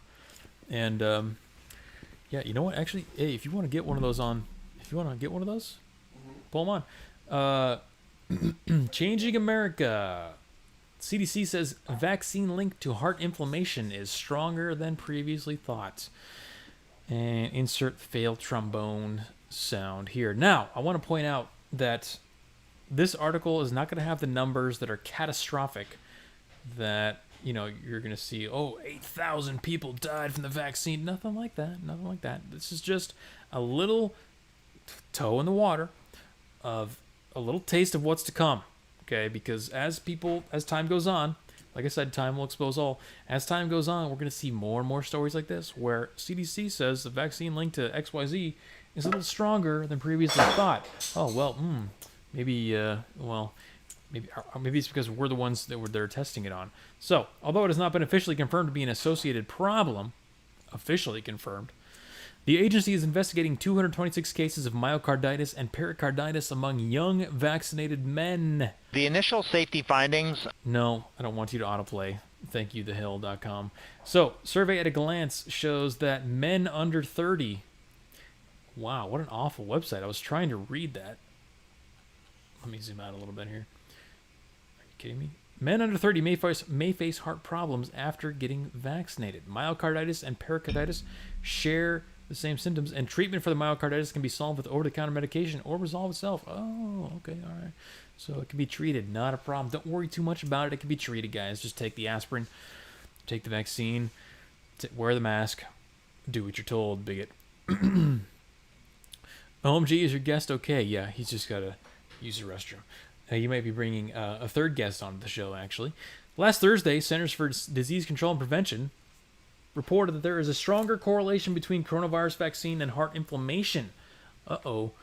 Men under the age of 30 may face heart complications after being fully vaccinated. Tom Shimbakuro, Deputy Director of CDC's Immunization Safety Office, said during a Food and Drug Administration advisory group, NBC News reported. Although it has not been officially confirmed to be an associated problem, the agency is investigating 226 cases of myocarditis, the inflammation of the myocardium in the heart, and pericarditis, the inflammation of the pericardium among young vaccinated men. Now, I know that there are already bigger numbers than this floating out there. There's numbers that are over 800 right now, but I think this article is specifically talking about young vaccinated guys, like under the age of 30. Now, I know the CDC is looking at various population groups, and some of those population groups, like I said, we're seeing numbers of over 800. So the point is, folks, testing is in progress. Okay, remember, this was an emergency use authorization, and they didn't have the time to go through full testing procedures for these things. Now, I'm not saying that's a bad thing. I think that the vaccines are probably a net positive. Okay, YouTube, are you happy with that? Vaccines are net positive, but there's nothing in life, regardless of how social justice-y it may be, that is 100% positive. And I would just exactly what we were just talking about with the lack of foresight. People took this thing without even questioning what may happen in the future with this thing. So, Synergy says, I'm over 30, but I lost the comment. Wait, scrolling up. Son of a gun. I'm over 30, but I saw an enormous story about the side effects, and given the explicit choice of vaccination at work or not, denied the F out of that. So I would say that is probably good risk management. I mean, you say you're over 30, but you're probably under 40. You're probably not super obese. You know, as long as you don't have crazy underlying conditions, there's really no major reason for you to get the vaccine, in my opinion. But yes, ladies and gentlemen, we have a third guest. The snake has arrived, the ball python. So Corey is a snake breeder. What do we got here, Corey? What are we looking at? This is a girl we call Yella. Not to be confused with Yellow Wolf, the white rapper. But it's just a ball python, and it's just got a few genes. It is a Mojave pastel, supposed yellow gene. Well, let's get a close-up for the camera. There you go. See the Mojave pastel. There you guys go. They call them pastaves. There you go. He's like, what's going on? Why am I hanging? Anyway, you've got about, 20 of these hanging around the house? Yeah. We'll change it up with the colors. So there's a little visual stimulation for you guys. Since Delaney's not here for the normal visual stimulation, for all the simps in chat, we got the snake for you, something for you guys to look at it. Don't step on it. Yeah. Synergy says it's all net positive until them side effects until the side effects hit you in the face. Mike Tyson 2021, probably. Yes. Yeah, exactly. The slightly modified Mike Tyson quote. Anthony Koza says, buy cardstock and a great printer. Problem solved. Yeah, funny story, actually. Completely unrelated, yet entirely related story. We just bought tickets to a Rammstein concert from Ticketmaster. And 2026. There's a good chance they're going to require vaccination proof to get into that thing. It's all a matter of how good they are with like the counterfeit checks. Exactly. Yeah. And I would say they're probably not going to be very good. You can just I would never do that. You can flash the thing. Yeah. No, not that anyone here would ever counterfeit anything, but you know your neighbor probably is. The guy, I heard the guy next door got tickets, and he's going to counterfeit, but I would never do it. I'm just saying, unless there's like a centralized application or maybe something that could track you. There's no way for them to really verify. Oh, wait a second. Now we do have something to track you from the state of Massachusetts. Oh, no. Yes, that's right, ladies and gentlemen. Oh, no. The app. I've heard of this. Oh, no is the correct answer to this. So, you guys may not have heard of this one. The state of Massachusetts implemented an involuntary being the key word here, installation of an application on your phones partnered with Google and Apple to install a quote-unquote voluntary mass notify application, which monitors the spread of COVID-19 in the state. The only problem is the app appears to be installing itself on residents and their kids' smartphones, unbeknownst to users and without their consent. Jesus Christ.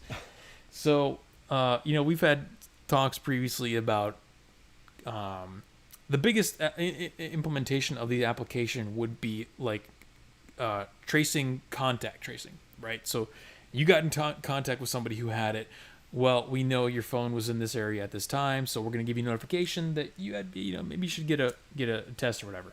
This was just blanket installed on people's phones without their knowledge. So you pull up your phone one day and you realize you've got a new application icon on your homepage. You're like, why is this mass tracker? What state? Massachusetts. So you're in Massachusetts and you see some bloatware on your phone type thing. Yep. That's crazy. Pretty much, yeah. Okay. So the news creates disturbing new dimensions to privacy laws and even private property concerns, as hundreds of users have reported their Android phones have had the app surreptitiously installed without their prior knowledge. Quote, "Thank you, MA/Google, for silently installing Mass Notify on my phone without consent, but I have a request. Can you also silently install an app that makes my phone explode and kill me?" wrote Twitter user Justin Jacobs. Other users have taken to the Android App Store to register their complaints. The Mass Notify app was developed in cooperation with both Apple and Google and claims to work anonymously and not track private information. This claim was made by Republican Governor Charlie Baker, thank you, Charlie, who said this week, quote, "As we embrace our new normal, Mass Notify is a voluntary, free tool to provide additional peace of mind to residents as they return to doing things they love." Keyword in that sentence being, I think, peace of mind, because what did we just literally just talk about? The fact that people are looking to ease that sense of fear that they feel regarding this pandemic, and that is literally their justification for installing this app. Well, Charlie probably didn't know that they were going to just involuntarily deploy this thing to people's phones, but they were trying to launch it as a voluntary thing. But it seems like something went wrong.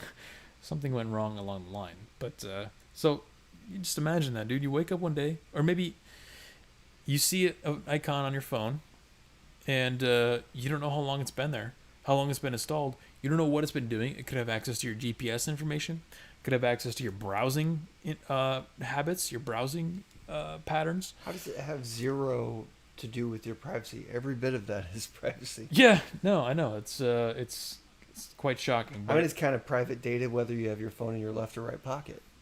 I shouldn't be asking you that. It's private. Yeah. No, it shows a blatant disregard for your privacy, but also shows the power that these companies have. I thought it was a little bit interesting that Google and Apple both had these installed on their phones, but and there were times in previous streams where I would have advocated that for Android specifically over iPhone because of the privacy and security concerns. But apparently, I mean, maybe I was wrong on that. Android still has the ability to pump this out to their store and then install it without your will. Stalking Horse says, yeah, but it's free. No problem. Yeah, don't worry, guys. You guys didn't have to install anything. Voluntold. Exactly. Perfect example of being voluntold. Tracking virus with a virus. Nice. Yes, well said. That's exactly what it is. COVID contact tracing is in your phone right now, says Phil. Uh-oh. What do you mean, Phil? This is probably true. It is probably true. Yeah. That's... If Google and Apple signed off on it, they're probably like getting the data now. Yeah. And then Massachusetts just provided like a graphical user interface to access that data or to deliver an alert to you individually, but in reality Google and Apple are probably collecting that information. Yes. Let's see. Dari says the Foo Fighters are requiring that people be jabbed to enter their shows. Well, thank God I'm not going to any Foo Fighters shows. Yeah. Sterilization campaign, climate nonsense. Klaus Schwab voice activated. Anthony Yes. Back to that thing I was saying, if people end up dying from it, like, would you regret, like, oh, you can't come to our show unless you die in 2 years? Oh, You know what I mean? It's like some of these things, like, kind of stay out of it, if anything. Well, it's funny because they're implementing layering incentives to try to get you. Oh, it's crazy. I saw that string of yours. So Yeah. So let's say like, well, I want the cow. is a donut enough to get you to kill yourself in 2 years? Yeah. Is a free beer enough to get you to That kill SNL yourself in 2 skit years? knocked it out of the park, actually. Which skit? So they were asking everybody, the main guy, he was from Get Out. He was trying to pitch it to people, and Keenan and Kel, whichever one he is, I can't remember which one. Yeah, he would think about it. He's like, so $500? Nah, I'm good. And then the money just kept going up, and he was, nah, I'm good. That's exactly what this is. You're like, hey, you want a free donut? Right. No, okay, well, you want. They got a lot of backlash free beer? because that's topical and it's funny, and it's like, but that went against their agenda. But it's like, So they were actually digging at the vaccine. kind of Like, they're like that's they shocking were, to they were me playing because- both sides, but he had his family on the show. And he was trying to convince them. All they had to say is, "Yeah, I'll take the vaccine," and they win. Whatever. They were talking about the vaccine. Oh yeah. Oh wow. Dude, it was good. That is shocking. I'm shocked you didn't see it. That's shocking that SNL would actually go talk Oh, they about got that. so much backlash, and I watched it. I was like, "This is hilarious." And So it's the like, ones that get the backlash are the ones that are good. yeah, Always. Of Yeah, course, because yeah. SNL is dog crap these days, dude. It's terrible. So of course and it the was one- fairly neutral because technically he was the doctor and he's talking to his 4 relatives. So like, I don't know. It felt neutral and it was comedy. It's like, Yeah. can we laugh about anything? No, you cannot. So is a Dave Grohl concert, a Foo Fighters concert, enough to get you to kill yourself in 2 years? Yeah, I don't know. Yeah. Nah, I'm good. Let's see. Synergy says that's like taking a payday loan to get a DMC DeLorean in 2007 as the stock market is blowing up, and not a wise decision. Holly says, what happened to the rock and roll anti-establishment narrative? No longer smells like Teen Spirit. Oh, Great point. Yeah, we're seeing guys like Rage Against the Machine. I don't know if you've seen them on No. Twitter at all, but they're like advocating for all this leftism stuff, like the total What? political mainstream narrative, like Rage Against the Machine. It's in the name. In the name, Rage Against the Machine. The machine is the political machine.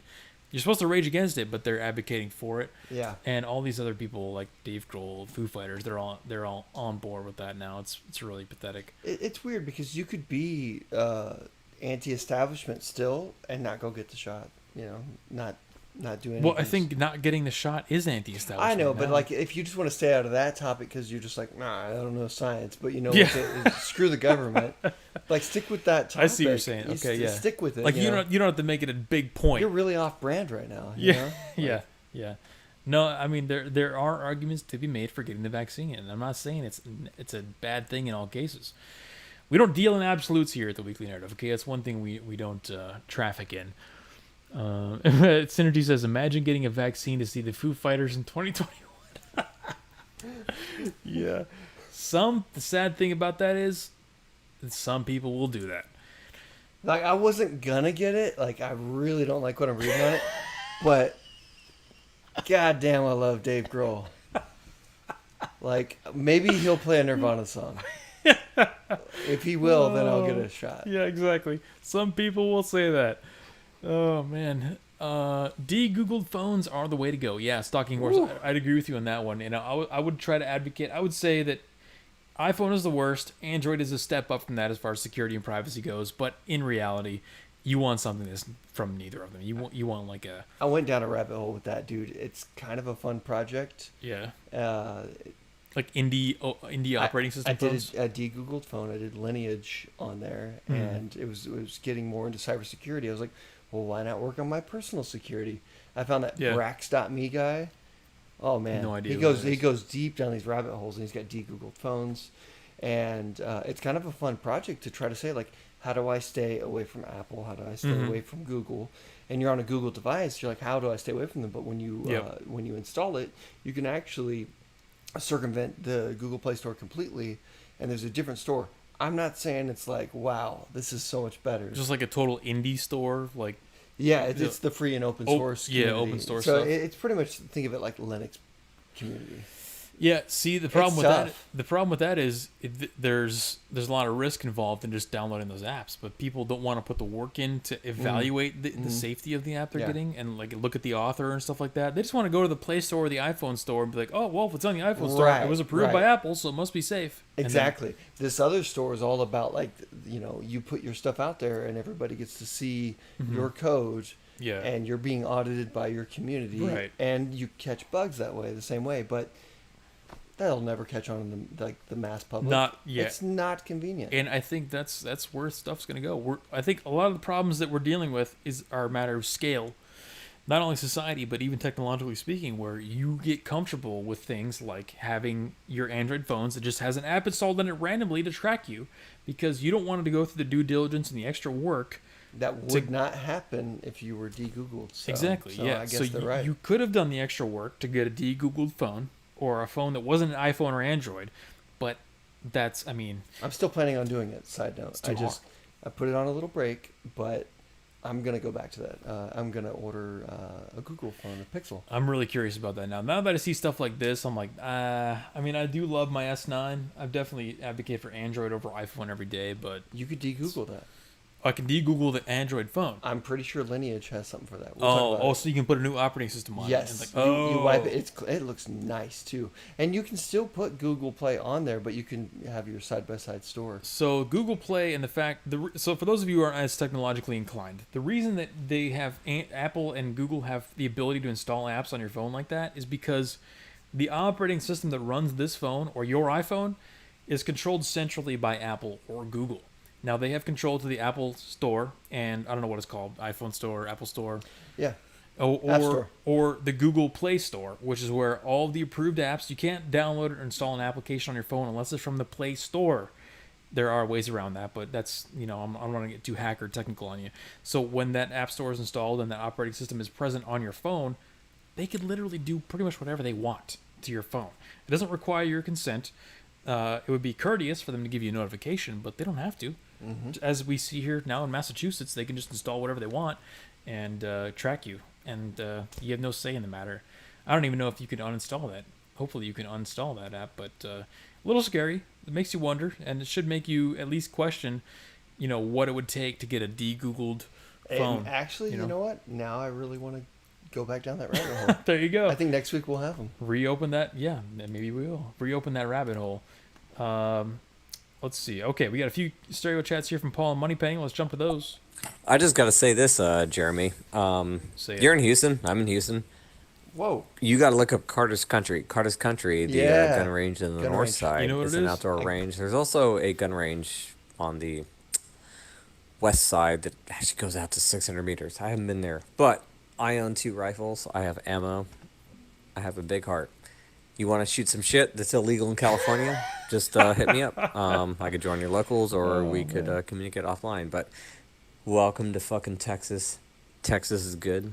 Life is good. Oh man. Dude, one of the first I want to go. I want to go. Absolutely, yeah. Dude, if you're in Houston, we got to definitely hang out. But one of the first things I noticed, and this is funny, coming from California anyway, and I'd never even seen this in Arizona or anywhere else I lived. It was like I was driving along the freeway and I see gun range, gun store, gun range, military surplus store, gun range. Like, Jesus. Okay. But you've never had a gun pointed at you. Thankfully, no.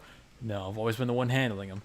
But yeah, I thought that was the stereotype is definitely real. Oh, I know, but it's like even at the reptile convention I went to recently, I didn't realize it because I'm not as like concerned about it. But one of the guys that was vending was an open carry, Yep. and I went out. I saw that. Yeah, the spider guy. Yep. So I didn't catch that, but I also didn't care. He wasn't pointing it at me. Right. You know, he could have a knife on the table, and I should also be scared of him. Plus, he has like a Blue Lives Matter T-shirt on or whatever, Yeah, so it's like, so- I'm not worried about that at all. Right. So anyway, he never pulled it out, but I didn't even notice that he had it. I just thought that was really funny. It's an open carry situation. It's fine. Oh yeah, no, and you mentioned reptile shows. Well, every day that they're not having a reptile show at that convention center, it's a gun show. Yeah. There's gun shows everywhere. It's wild. But yeah, Texas is definitely a whole different story. Flu fighters. That's funny. Oh, we got a Brax is excellent. Yep, I agree. Brax is excellent. What was Brax again? Hey, dude, he is all. Oh, the phone guy. Yeah, there you go. Okay. He's like personal privacy and security, and he's also the one that taught me that they're two different things. Nice. Yeah. No, that's true. Okay, we got Money Penny. Ooh. Yeah, hey guys, I'm a bit of a big nerd when it comes to COVID science and stuff, and I've been talking Yes. to so many scientists in What's the Canada, latest? particularly recently. So I'm not going to bore you, but if you want to know what exactly is going on with all of this, it's all down to the Japanese government having pulled a Freedom of Information request onto Pfizer. Yes. Because they were seeing a lot more deaths from the vaccines than they thought was realistic. So they made a challenge, and lo and behold, it turns out that Withdraw. the Pfizer vaccine and the other mRNA vaccines have something called a PEG in it. This is a polyethical blah, something or other. It basically extends the lifetime of the vaccine. So rather than the vaccine staying in the muscle of the arm, the bicep, and staying placed and everything going and degrading itself, it doesn't. It moves on around the body, and there are tests that have been done with the percentage showing in the organs. So the spike protein being seen in ovaries, the heart, the liver, the spleen, the pancreas, and it's all in paper. In fact, I've got a copy. Your Yes. audience is so smart. I know. That's why I've got the best stream, dude. Because I mean, it's a niche market. Intelligent people. Right. But That's why my stream doesn't tend it's to do impressive. as big. But yeah, it's smart people for sure. And she basically summed up Brett Weinstein's most recent stream on this topic, which was that the spike protein itself is what's causing the problems. I think that's actually why he got his second strike, is because he was talking about the spike protein. But yeah, the FOA or the FOIA, the Freedom of Information Request information that came out was the impetus to all this stuff that was happening. It's pretty rough to see. We got a new guy here, Legendary Duke. He's got an answer to our question. Let's see what he's got to say. What's the biggest threat to America? Fucking Americans. We so goddamn stupid. Television is everyone's god nowadays, so Yes. Americans. He just sent that in too, right? Dude, that was Nailed it. fresh. I agree with you, man. He Legendary. was more concise than the other guy, and it was the same topic. It's the I same agree. answer, but just more concise. The biggest threat to America is Americans, and dude, Dude, there we is. go. I think. Hey, we found the answer. I think that is the answer. Wow. That is consistent with everything that I've been saying on all my streams for a long time, because I get a lot of people on these streams who talk about, we got to fight back, we got to take America back, we got to save America, all this kind of stuff. And my point always, my rebuttal is, we have 350 million idiots voting. How are you going to fix 350 million idiots in this country? Americans are the problem. As bad as it is, and the fact that he mentions television, television is God. That's true, dude. I don't understand how anybody watches television with any shred of credibility these days, but they still do. And you're telling me that you're going to try to convince those people to save America? I Good edit luck. videos for YouTube, and I cut out, so's and Yeah. buts. And you're telling me that they're not gonna, once they're that big, not gonna like edit everything else. Oh, right. Yeah. It only escalates Yep. depending on where you're going. I want to paint myself in a picture where I'm not speaking funny. Mhm. Meanwhile, they're on a level of like guiding the whole country. Yeah, like God level, deity level. Yeah. Yeah. Guys like retards like Brian Stelter are telling you what reality is. You're not going to convince anybody who believes things that Brian Stelter says. And if you spend any time and energy trying to convince those people, I got a newsflash for you. You're the retard. Okay, now this ties back to some commentary and not backlash, but just criticism that I received regarding that debate that I did last week with the leftist on the stream. And I want to draw a delineation here as we're approaching the end of the stream, and my bladder is about to explode in my body, and I might die from that, but that's okay as long as I get this point out. I got criticism because I didn't destroy that guy as hard as I could have, but you guys are completely missing the point if you think that's what I'm here to do. There was a point in time where, back in like 2015, during the Ben Shapiro days, where everyone was like, the hot trend was debating and making people look stupid and stuff like that. Yeah, I get that. Okay, you're gonna make people look stupid. You're gonna get the views. You're gonna go viral, whatever it is. But you're not gonna change these people's minds. And there are people out there who believe that if you say the right combination of words, that you're gonna change these people's minds.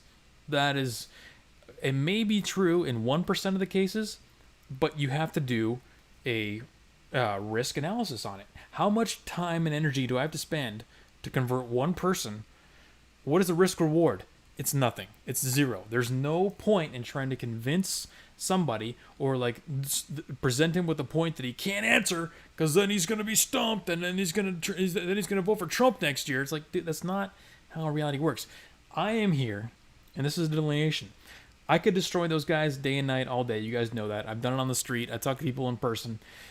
I'm not here to do that. I'm here to show my ideological beliefs as an alt-centrist and provide a solution to the future and provide a description of that solution.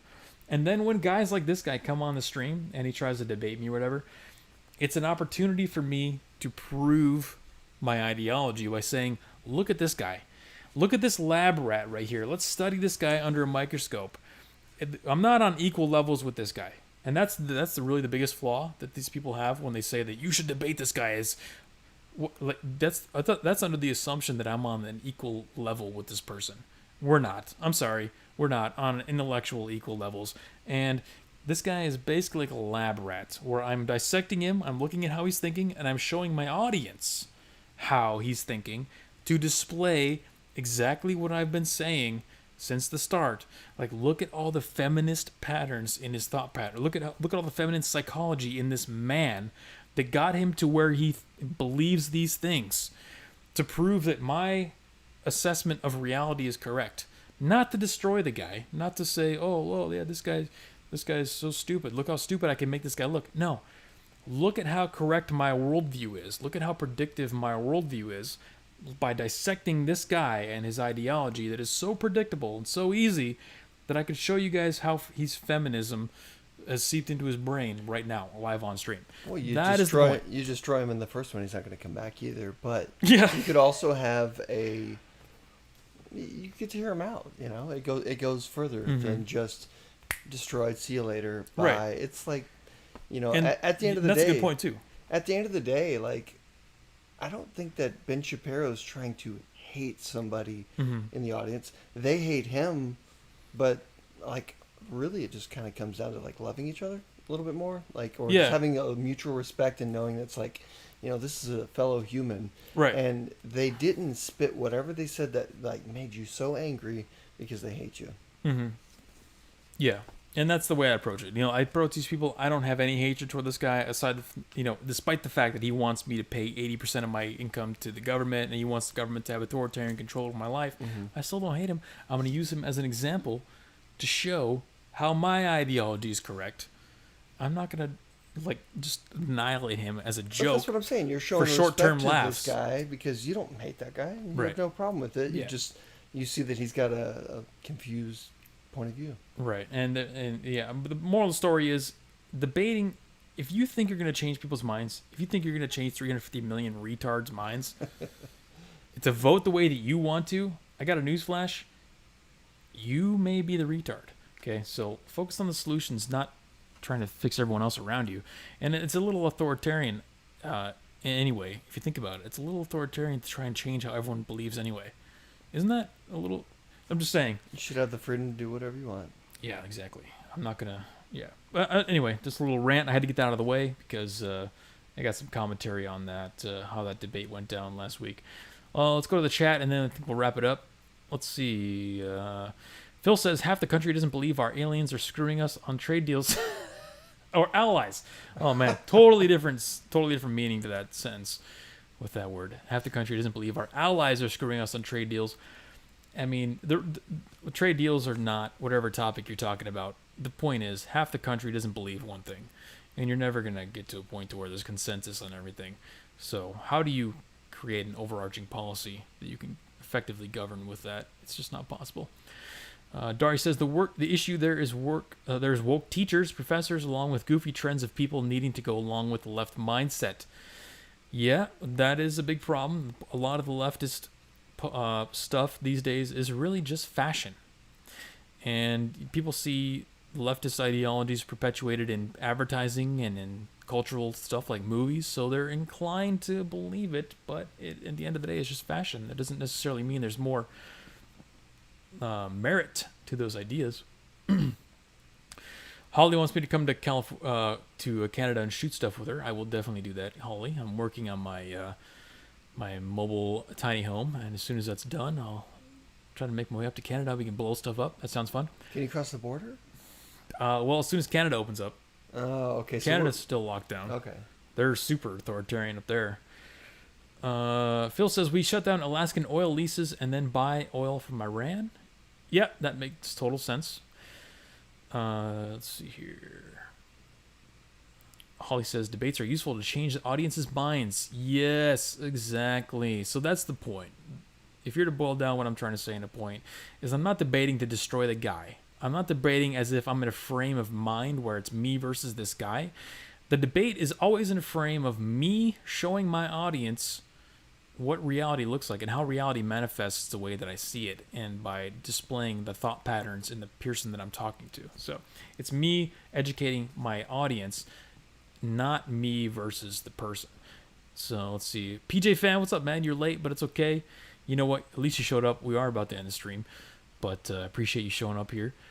Stalking Horse says, every time I see Brian Seltzer, I always hear Mark Dice's imitation voice. Yes, he does good parodies of Brian Seltzer. You'll need to show your Vax stamp on your passport to enter Canada.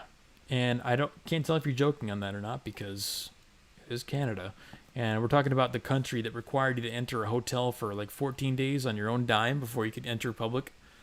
That'd be one of those after where traveling. I would not recommend the neighbor we were talking about earlier. That would counterfeit this. Yeah. Yep. I would not do it on your passport. No, I wouldn't. But a Foo Fighters concert all day. Yeah. Except for me. Yeah. Just anyone else but me. Some guy getting paid minimum wage at the door to check your bag or whatever. Yeah. You can get past him, no problem. Hey, you can keep my copy. Yeah. I need it on your phone. No, don't make me laugh, dude. My bladder's about to blow. We gotta wrap this up. Derek Zoolander is the Prime Minister of Canada. Yes, exactly. And with that, guys, you know what? We only covered like half the stories we had lined up for tonight, but that's totally fine because we had a lot of good stereo conversation. Let's end it on. Oh, you know what? No, we got Osis and Paul in the chat real quick, and then we'll. Texas we'll also made it so that you can make your own suppressors, and if you keep them in Texas, they're not gonna have the NFA or any of the other federal laws apply to you, so the feds would have to come after you. And I think they're going for the idea that enough people make their own suppressors in Texas that they're not going to be able to prosecute them all. I hope that's the case, because fuck the NFA and fuck the federal government when it comes to gun control. Make your own suppressors. These unplayed too? Yeah, no, those are older ones. And we'll wrap it up on Paul, who is also apparently in Houston. If I can click the button. There it is. What Moneypenny said. The COVID vaccine trains your body to make the spike vaccine. It gets out of your shoulder muscle where it's supposed to stay, where other vaccines do in fact stay. Gets into broad circulation and crosses the blood-brain barrier. It describes all of the side effects in the heart and the brain. The crazy thing is, when you look at it and you read about it, with just a layman or a medical training background, which I do have, but Moneypenny is totally correct, the side effects for the COVID vaccine are the same as the effects of the COVID virus.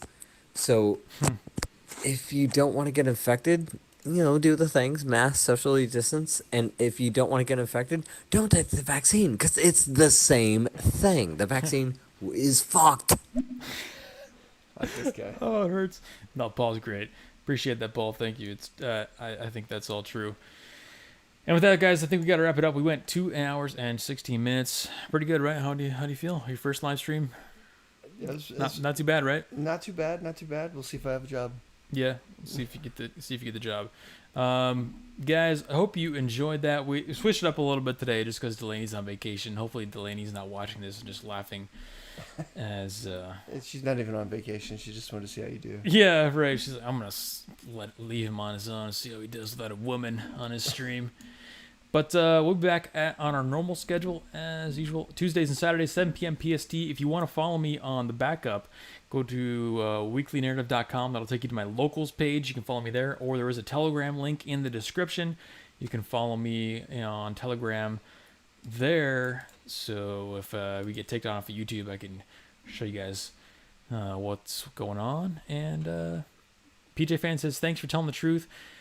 I hope you're referring to us, and if so, you're welcome, sir. I plan to do that until I get banned, and we will remain diligent. Hit a like, subscribe if you're not, and we'll catch you guys back here on Tuesday. All right, cool. See you guys.